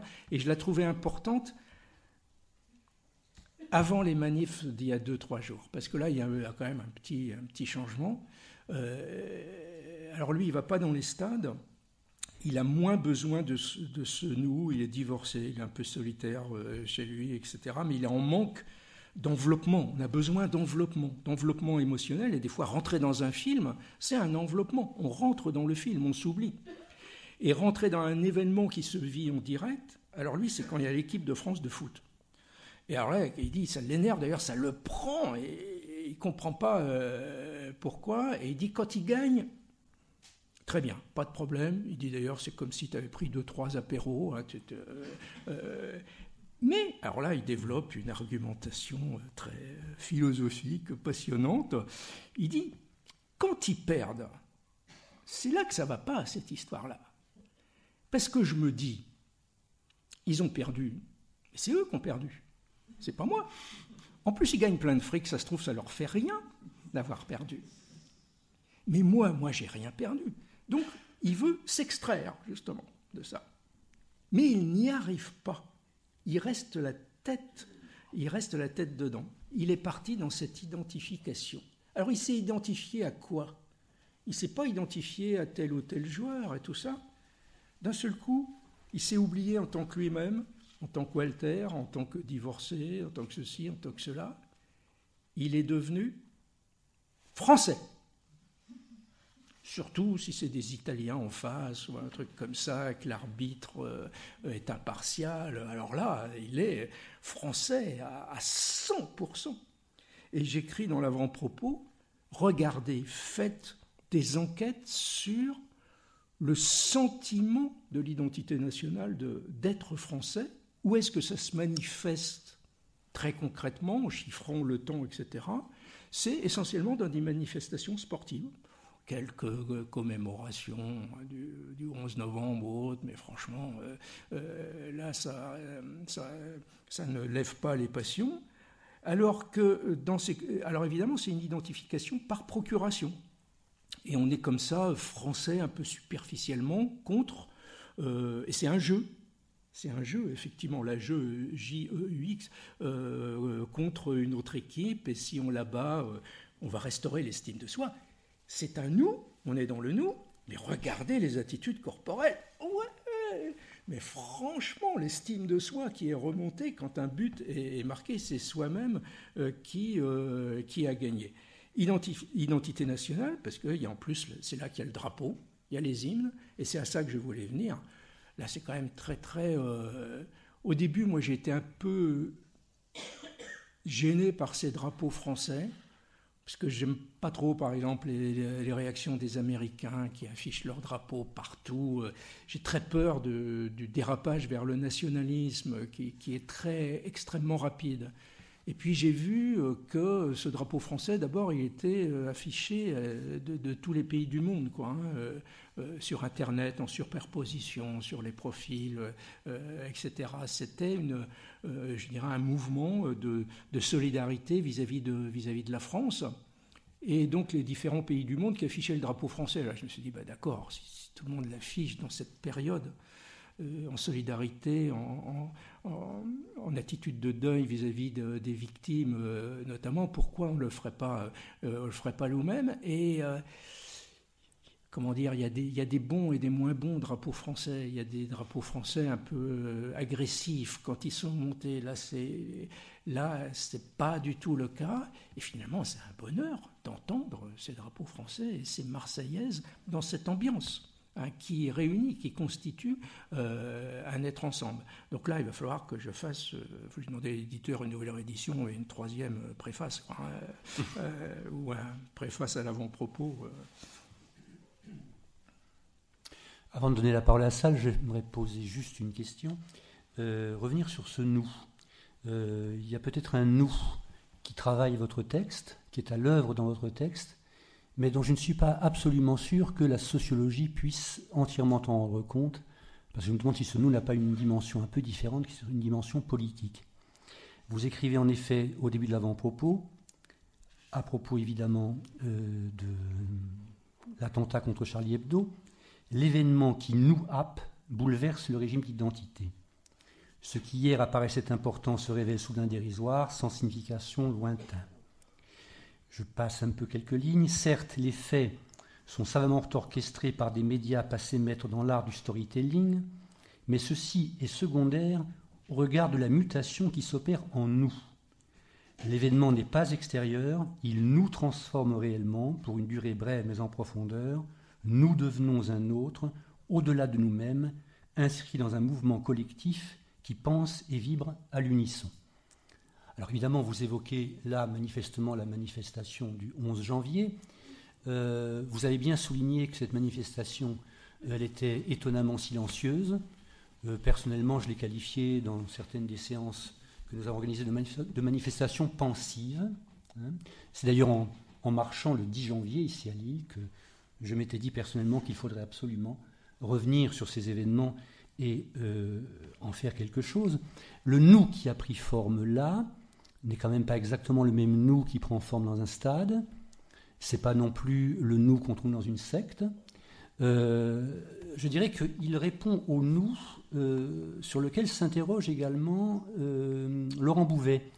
Lorsque, dans une interview qu'il a donnée à une revue internet qui s'appelle Le Comptoir, il dit la question qui se pose, c'est qu'est-ce qu'être français aujourd'hui, au sens de que faisons-nous et que voulons-nous faire ensemble, qu'est-ce qui nous est commun, au-delà de tout ce qui nous différencie. Donc la question elle est celle-là. Est-ce que, à partir de la théorie de l'identité telle que l'est construite dans l'invention de soi, la théorie de la subjectivité, très intéressante, passionnante, que vous avez constituée, il n'y a pas quelque chose qu'il faudrait thématiser encore pour que de ce soi, on puisse passer à un nous qui ne soit pas un substitut du soi, ou un prolongement du soi, ou une répétition du soi par des processus d'identification où le soi s'abolirait dans un nous fusionnel, mais réellement un nous pluriel, je dirais un peu au sens de la pluralité d'Hannah Arendt, où nous serions ensemble pour non seulement marcher ensemble, réfléchir ensemble, agir ensemble, et constituer effectivement quelque chose qui soit de l'ordre de ce que Bouvet appelle le commun. Oui, ce serait un rêve, mais j'ai peur que ce soit un petit peu compliqué quand même. Tout part d'une sensation d'un nous. Le nous est créé par des jeux aujourd'hui, avec des moments d'intensité. Effectivement, la petite phrase quand je parle de l'événement, ça fait référence à un chapitre que j'ai développé dans Quand jeu est un autre, sur la question de l'événement, qui est très troublante pour la sociologie, qui a l'habitude de travailler sur les déterminations longues comme ça. Donc quand il y a une rupture, quand il se passe quelque chose, ça n'a pas été pensé par la sociologie, et c'est très très intéressant. Et quand l'information comme ça, très forte, arrive, comme également ça nous arrive depuis quelques jours, la réalité de l'individu ordinaire s'arrête. Ce qui fait ces émotions ordinaires, ce qui fait sens dans sa vie, il va se brancher et s'ouvrir sur l'événement, à travers les médias, à travers les récits construits un petit peu par les médias, mais qu'importe, c'est complètement secondaire. Il va être branché sur cet événement, et là, même à distance, même en restant dans son canapé à la limite, c'est mieux s'il va à une belle manifestation comme celle du 11 janvier, mais même en restant dans le canapé, émotionnellement, il va participer de ce nous, mais de son point de vue à lui, de son point de vue de la personne elle-même, il participe à ce nous. Et du coup, ce nous prend malgré tout forme réellement, et il peut déboucher sur une manifestation comme celle du 11 janvier. Donc du coup, pour répondre à votre question, ce nous, il devient visible, il devient réel, il peut entraîner des individus, mais il va être mouvant, changeant, éphémère. Prenez l'exemple que j'ai donné des bonnets rouges, quoi. Ça a été intense, on s'est dit, oh là là, c'est parti pour 10 ans avec des bonnets rouges. Non, ben non. Et c'est complètement logique parce que ce processus identitaire est incroyablement changeant et dépend des évolutions internes de l'individu et des évolutions des événements, de ce qui se passe dans la société. Donc, quand un nous se forme, qu'il est bienveillant, merveilleux, qui nous fait avancer ensemble, il faut savoir le vivre vraiment avec intensité. Franchement, critiquer le 11 janvier, je trouve ça... Bon, j'aurais aimé débattre avec... mais ça n'aurait pas été très pacifique avec les auteurs qui se permettent les critiques sur le 11 janvier, parce que c'est quelque chose de trop miraculeux. C'est ça qui nous sauve. C'est ça qui nous sauve aujourd'hui. C'est ça qui me permet de dire que peut-être mon pessimisme est exagéré. Parce que dans les moments les plus difficiles, les sociétés trouvent toujours des ressources, une capacité de sursaut. Et ça, c'en est un merveilleux exemple. Donc, oui, je réponds quand même positivement à votre question. Ça peut arriver, mais pas comme une espèce de nous structuré qui s'installerait, presque qui s'institutionnaliserait. Ça, je ne crois pas. C'est pas la manière dont fonctionne la société aujourd'hui. Les individus ont peur de se faire piéger dans un groupe qui va leur empêcher d'avoir leur maîtrise sur leur existence. Autant ils vont s'impliquer fortement dans un moment communautaire, émotionnel, etc., autant ils veulent garder la maîtrise sur leur existence et leur autonomie et leur liberté. Encore une demi-question peut-être, Alain. Est-ce que le problème qui semble être... Oui, un quart de question. puis on donne la et un dixième de réponse. Et puis on donne la parole à la salle tout de suite. Vous semblez quand même penser que ce qui va... le rapport jeu et nous se fabrique toujours, plus ou moins, quand même, du jeu sur le nous. Le nous, quelque part, je caricature, mais c'est pas méchamment, le nous est toujours une forme de rassemblement de jeu. Or, moi j'ai souvent l'impression, il me semble, que finalement, on ne peut dire sereinement je que justement parce que l'on se sent adossé correctement à un nous. C'est-à-dire que vous avez des gens, et un nous qui est serein aussi, qu'on ne peut pas questionner. Je pense notre cher député qui dit que la France est un pays de race blanche, chrétien, je ne sais pas quoi, c'est quelque chose dont elle a besoin pour dire je sereinement. Oui. Pas tellement l'inverse. Vous voyez ce que je veux dire? Oui, est-ce que ça vous semble pernicieux? Mais non, je suis tout à fait s'adosser à ce nous, je suis s'enraciner dans ce nous. Comme je l'ai dit tout à l'heure, l'individu n'est rien tout seul. Il n'est rien sans un adossement à des nous avec des moments d'intensité. C'est sa richesse. Le problème, c'est quand il disparaît dans le nous. Et quand le nous l'entraîne et qu'il perd sa capacité critique. C'est quand il y a un moment où d'un seul coup, ce qui est merveilleux et positif se transforme en son contraire. C'est le moment des questions. On peut remettre de la lumière, ce serait bien. La première main levée était là, j'ai cru voir. Oui. Ah non. Non, en haut de la salle. Là-bas, oui.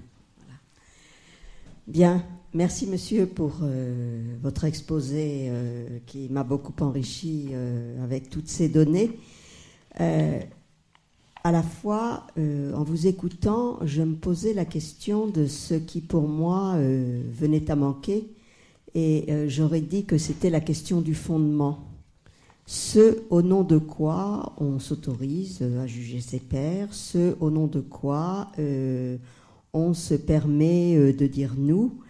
Et dans ce nous morcelé que vous décrivez, fait d'instant, ce qui, moi, me terrifie, c'est que ces moments, j'allais dire, d'élation nationale, elles sont fondées sur la mort et scellées par l'émotion.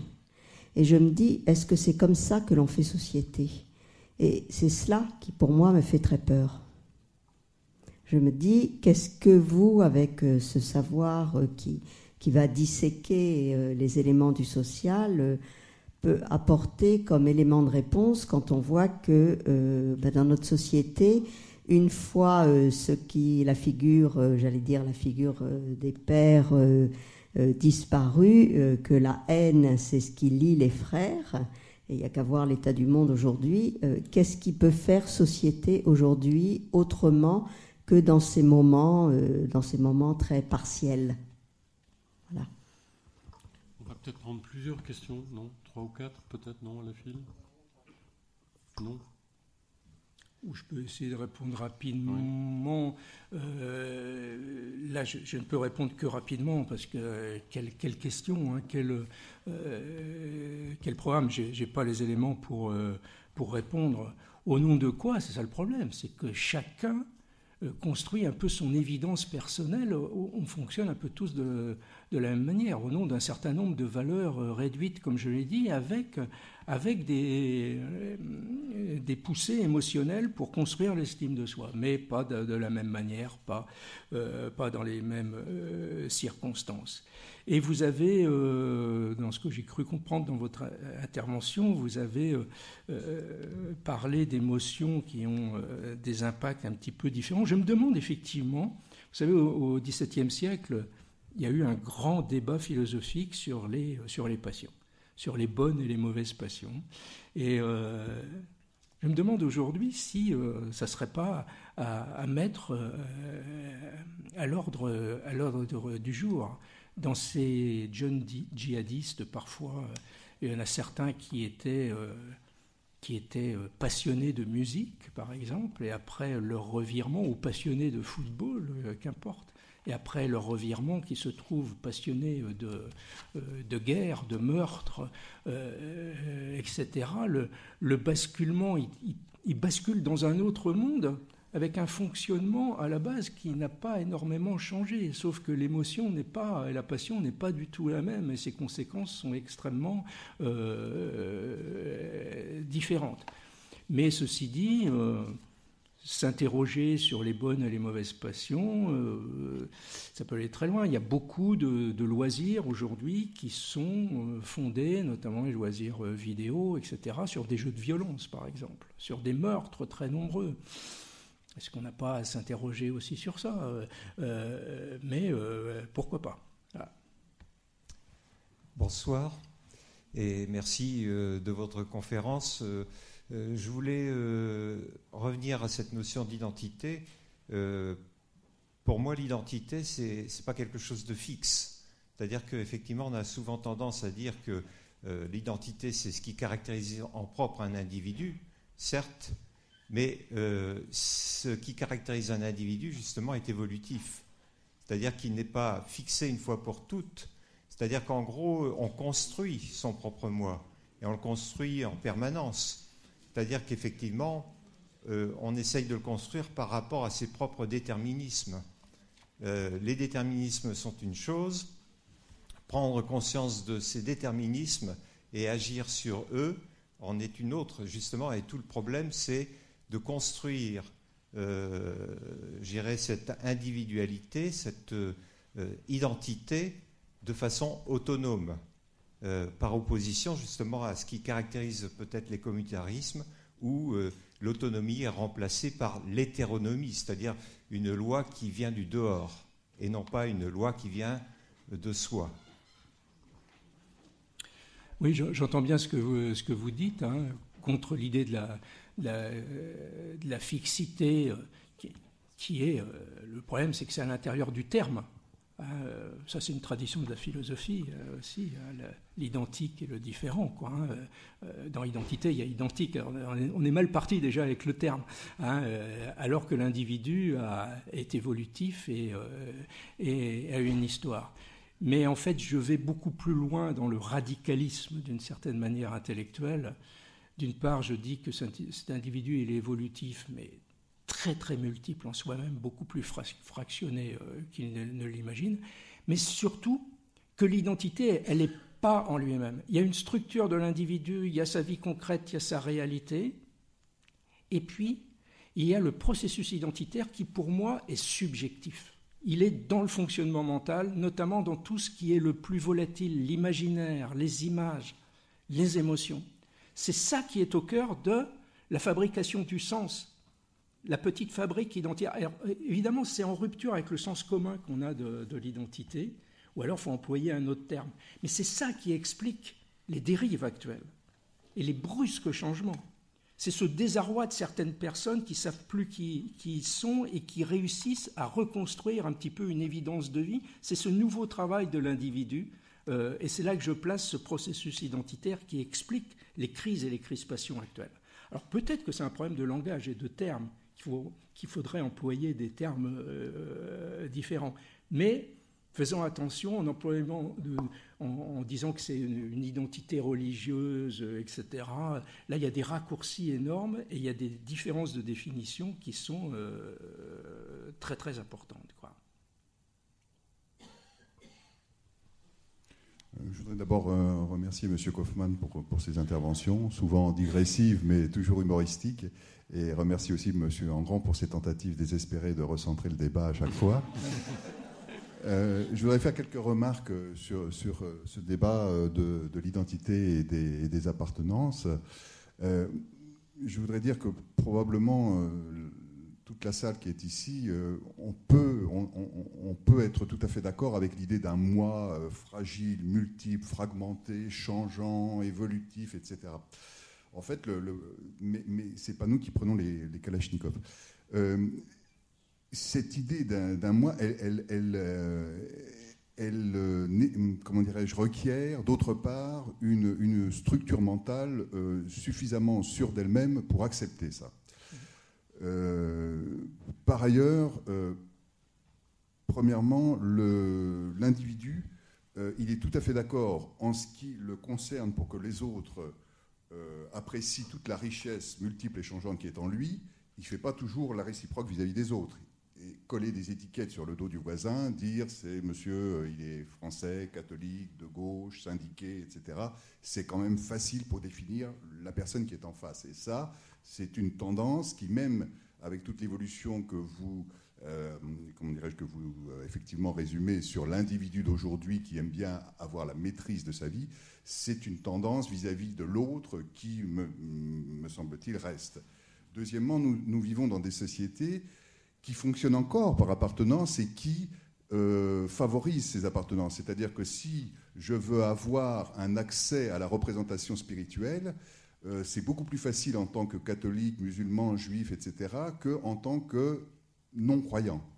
Si je veux véritablement avoir un rôle actif en politique, c'est beaucoup plus facile si j'ai ma carte d'un parti que si je veux exercer ma pleine citoyenneté et espérer avoir le moindre pouvoir politique quelconque sans faire partie d'un parti, etc., etc. La même chose pour la représentation des travailleurs. Maintenant, il y a un système que certains jugent un peu obsolète de représentation syndicale, mais en dehors de ce système de représentation syndicale, c'est difficile de se défendre soi-même ou de défendre les autres qui travaillent avec vous dans le même contexte.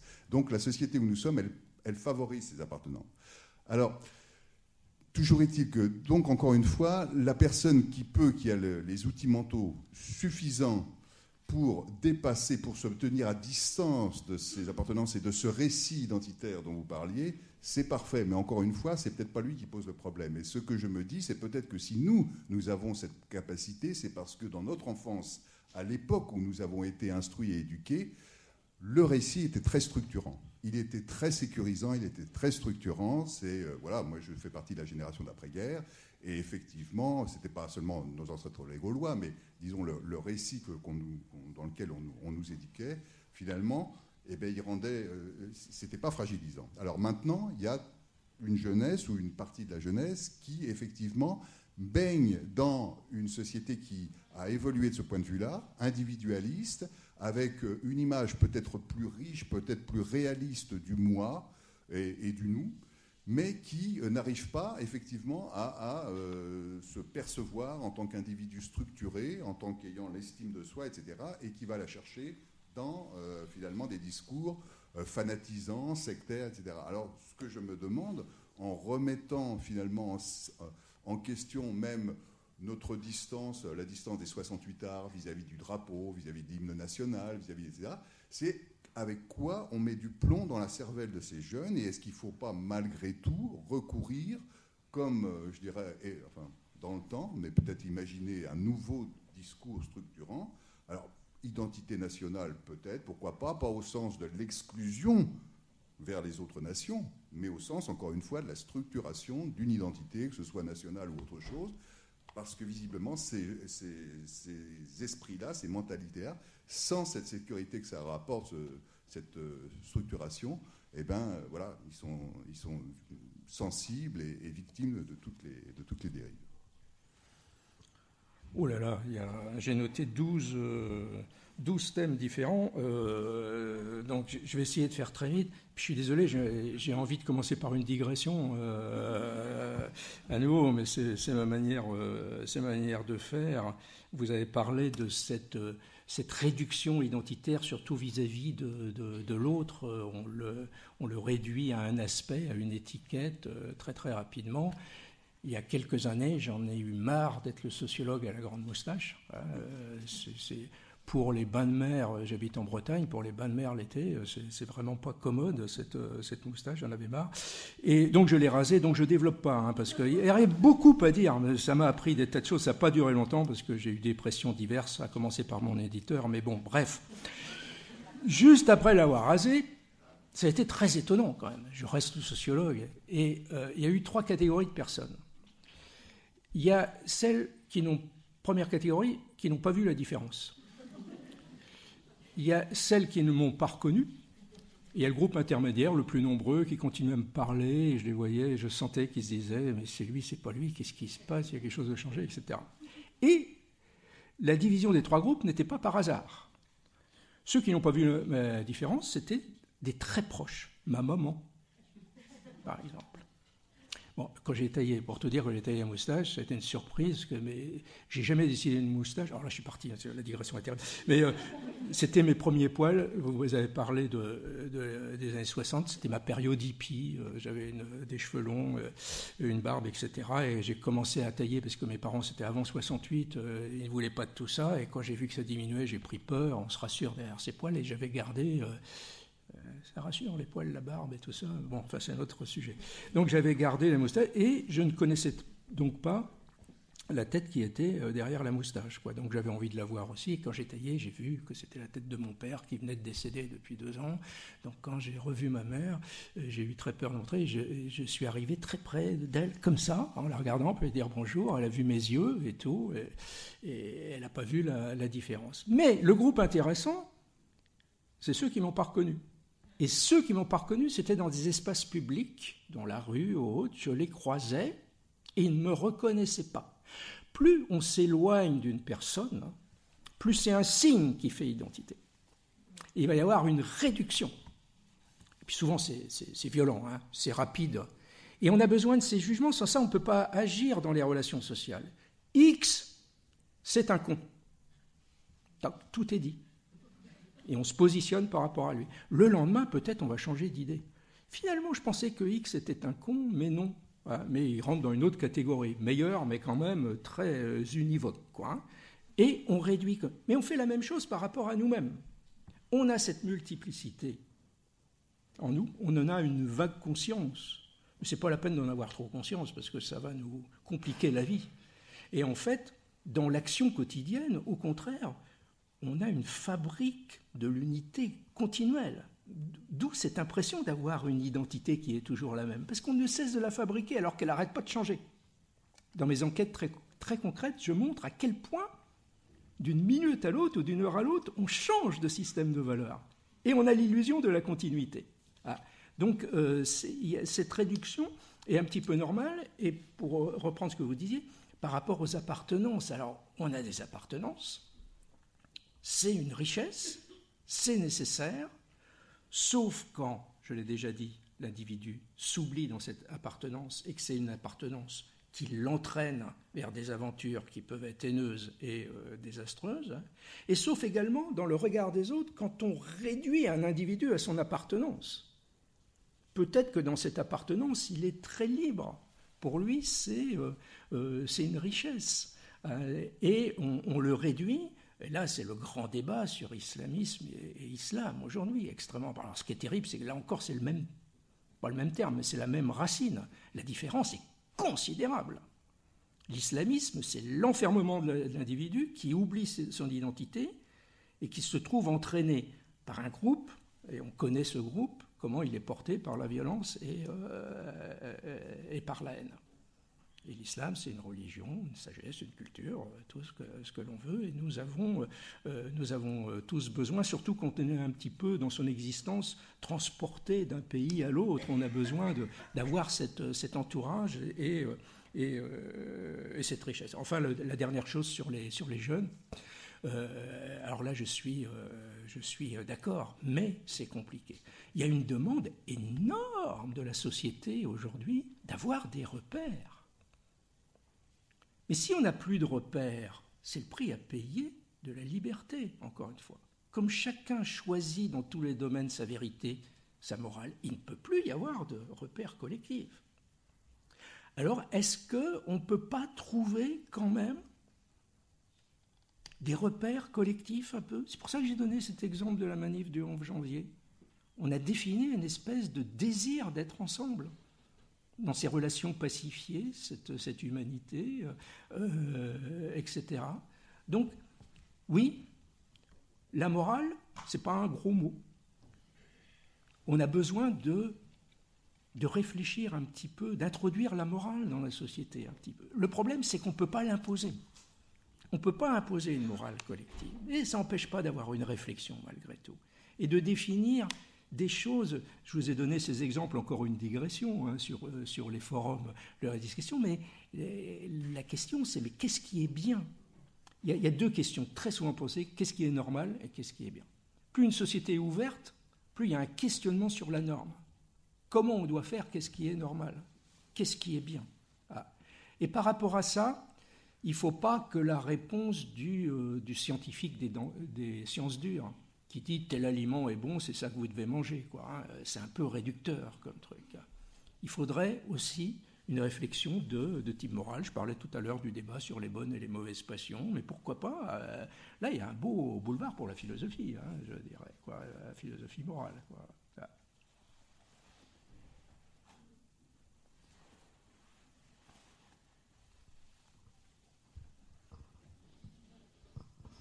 Bonsoir, vous avez parlé des drapeaux et justement je me disais, on est à Lille, il y a le blason de Lille, il y a le logo de la région, il y a le drapeau français, nous avons un drapeau européen, mais rien qui fédère la terre entière, nous n'avons pas de drapeau mondial. C'est dommage, parce que chaque fois on s'inscrit par rapport à d'autres, mais on n'a pas une unité mondiale. Oui, il y a déjà le drapeau européen, il existe. Il y a même un hymne qui est pas mal, hein, européen. Et bon, on ne voit pas beaucoup, on n'entend pas beaucoup. Mais effectivement, vous avez tout à fait raison. Mais ce drapeau, est-ce que ça doit être le drapeau de l'ONU? Est-ce que peut-être que ce drapeau, il peut émerger comme un signe? Regardez, là, depuis quelques jours, il y a ce vieux dessin des hippies pacifistes. Les gens se sont un petit peu retrouvés là-dedans. Alors peut-être qu'il ne peut pas être totalement consensuel. Il a cette histoire un petit peu. Mais est-ce que ce drapeau, il ne peut pas émerger justement de l'événement du social? Ça serait une très très belle histoire. Je ne pense pas qu'il peut être imposé par une institution, quoi. Ou alors il faut que ce soit une belle institution avec des ONG, je ne sais pas trop quoi, mais pourquoi pas, c'est une belle idée, ouais. J'ai envie de vous répondre par une position de linguiste, c'est benveniste qui disait être significatif, c'est être distinctif. Donc je me pose la question, tout de suite j'y ai pensé quand vous avez parlé de ça, qu'est-ce que désignerait un drapeau mondial? Est-ce qu'il peut être... C'est pour ça que significatif, puisque non distinctif. C'est une question, hein, c'est pas une... C'est pour ça que je dis... venu en vous écoutant. Je dis qu'il faut qu'il y ait des valeurs associées, quoi. C'est une idée de la planète, hein, une idée des relations humaines dans la planète qui pourrait... C'est pour ça que ça serait bien qu'ils sortent d'un mouvement, d'ONG, mais cette idée-là est intéressante, effectivement, quoi.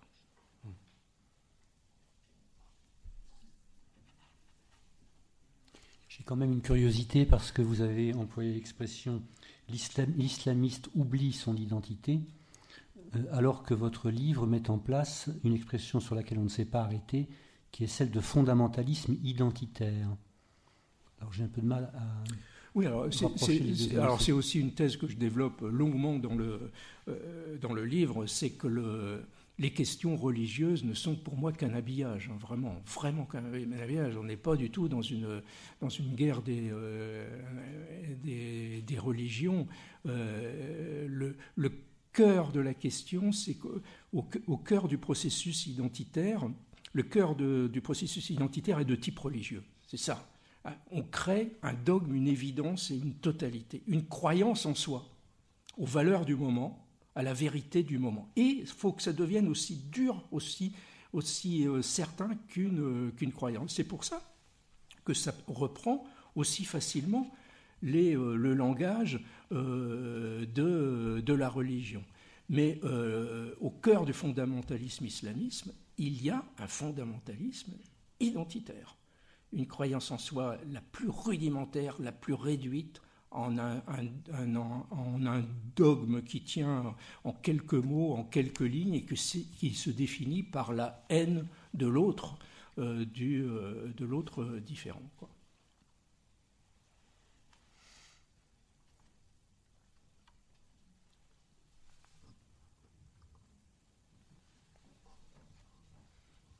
Bonsoir, merci pour votre intervention.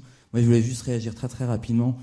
Je me demandais si, avec ce nouveau sigle-là qu'on voit du Peace and Love, hein, que vous avez rappelé, est-ce que comme l'année dernière, d'éventuelles les éventuels dirigeants de la planète parmi les vendeurs, les plus gros vendeurs d'armes au monde, vont se retrouver derrière ce sigle. Et ce en quoi, du coup, je réagis un petit peu à votre élan. Moi, autant ce qui s'est passé collectivement l'année dernière m'a touché pour X raisons personnelles. Je ne pense pas que ce soit la raison de mon voisin, d'ailleurs, on a des raisons différentes. Par contre, de me retrouver dans une éventuelle, comme vous dites, recherche de repères avec des gens aussi criminels que le Premier ministre israélien, que d'autres dictateurs au monde, j'ai pas bien compris votre plaisir, ou en tout cas mise collectivité par rapport à ça. Enfin, moi, je la partage pas du tout, en tout cas. Oui, mais il y a un risque évident. Je suis peut-être naïf et angélique. Moi, je suis déjà assez pessimiste comme ça quand je vois les premiers temps d'une manifestation avec cette générosité et l'humanité des gens. Donc, moi, je parle pas moi, j'ai pas regardé trop la manif du 11 janvier des autorités. Moi, j'ai d'ailleurs manifesté dans une petite ville qui est la mienne, à Saint-Brieuc. Et là, c'était même étonnant parce que il n'y a même pas eu de cortège parce qu'on ne savait pas dans quel sens aller, comme il n'y avait pas d'organisateur. Donc on tournicotait comme ça, on se marchait un peu sur les pieds et c'était un gentil chaos absolument incroyable. On était loin de toute organisation, mais ce qui transparaissait, c'était ce qui passait entre les gens, quoi. Il y avait dans les regards. Il fallait des chiffres. Et ça, c'est très fort. Et là, moi, je ne me pose pas la question de la récupération plus tard. Tant que ça tient, un mouvement comme ça, c'est ça qui est important. C'est ça qui est extrêmement important. Alors plus tard, après, s'il y a des récupérations, etc., il faut garder un regard critique sur ce qui se passe. Mais on a un tel besoin. On parlait de repères. Ce n'est pas seulement des repères. On a besoin de sentir. On parlait des nous aussi. Quand on sent un mouvement qui se crée avec ces valeurs que tout le monde considère comme positives, il faut essayer de le pousser en avant. Tant pis si dedans, il y a telle ou telle personne. Je me souviens dans cette manif de Saint-Brieuc, il y avait ce merveilleux silence. De temps en temps, on applaudissait, on ne savait pas trop quoi, un petit peu, mais c'est tout. Et puis il y avait un type là, qui n'était pas trop loin de moi, qui n'arrêtait pas de brailler un petit peu. Peut-être qu'il était il avait un petit problème psychologique, je ne sais pas. Eh bien, ça aurait pu être très très dérangeant. Et il n'y avait même pas de rire ironique vis-à-vis de lui. Il était là, comme on laisse un enfant jouer et faire un petit peu de bruit, et sans qu'il dérange d'une certaine manière. Donc c'est tellement précieux que je vais prendre mon temps avant de ne pas participer à la suite d'une manifestation parce qu'il y a telle ou telle récupération, en espérant que cette force collective entraîne tout ça, quoi.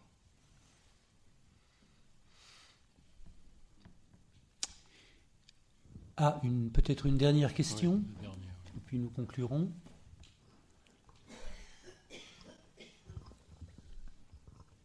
Bonjour. C'est juste une petite remarque, en fait, pour ceux qui n'ont pas manifesté pour le 11 janvier, je vous invite juste à lire une sorte de magazine. Je vous avais évoqué le comptoir, peut-être que vous l'avez vu. C'est un magazine qui s'appelle Patience, vous pouvez l'acheter sur Internet. Patience, où on voit en fait Hitler avec une pancarte « Je suis Charlie ». Et en gros, ça retrace un peu de façon chronologique comment Charlie Hebdo a évolué, avec Professeur Choron, Cavana, toute la clique, et comment ça a évolué, comment en fait l'islamophobie a pris une ampleur idéologique, s'est construit, évolué pour des raisons même économiques. Hein. Et en fait, il explique un peu tout ça, de façon un peu radicale. On voit notamment une page où on voit les gens manifester avec non pas « je suis Charlie » mais « je suis islamophobe ». C'est un peu radical, mais ça permet de montrer un petit peu une autre façon de voir. Alors, monsieur, j'ai pas compris complètement. J'ai peur de répondre à côté. Déjà, je réponds régulièrement à côté des questions, mais alors là, j'ai vraiment...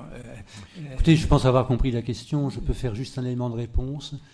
Le 10 janvier, quand la manifestation s'est dispersée, je suis allé prendre un café et je me suis rendu compte que place de la République, bien des gens étaient restés là, c'est-à-dire que le nous s'était constitué d'une façon telle que on ne parvenait pas à se quitter, et donc tout le monde continuait de parler, chacun avec chacun. Je suis donc retourné place de la République pour aller parler, et j'ai rencontré une famille musulmane. Je la juge musulmane parce que il y avait un homme, sa femme et sa mère, et les deux femmes avaient porté le foulard. Voilà. Nous avons eu une conversation. Ils m'ont dit pourquoi ils avaient pendant longtemps désapprouvé les caricatures, approuvé les procès qui avaient été engagés, très légitimement d'ailleurs, contre Charlie Hebdo, mais perdus, qu'ils avaient compris les raisons pour lesquelles ces procès avaient été perdus, donc compris finalement quelles étaient les règles républicaines ou juridiques simplement concernant la liberté d'expression. Nous avons continué de parler, j'ai évoqué la fatwa de Khomeini contre Rushdie, et puis j'étais évidemment très heureux de cette conversation, et au moment où nous sommes quittés, ils m'ont dit écoutez, nous demain on va à Paris, on sera à Paris le 11 janvier. Et je suis resté parce que je prenais une petite leçon. Moi j'avais manifesté à Lille le 10 janvier, et je n'avais pas du tout envisagé d'aller à Paris le 11. Donc je les ai rencontrés le 10, et ils seraient le lendemain à Paris le 11. J'ai du mal à considérer que cette manifestation ait été islamophobe.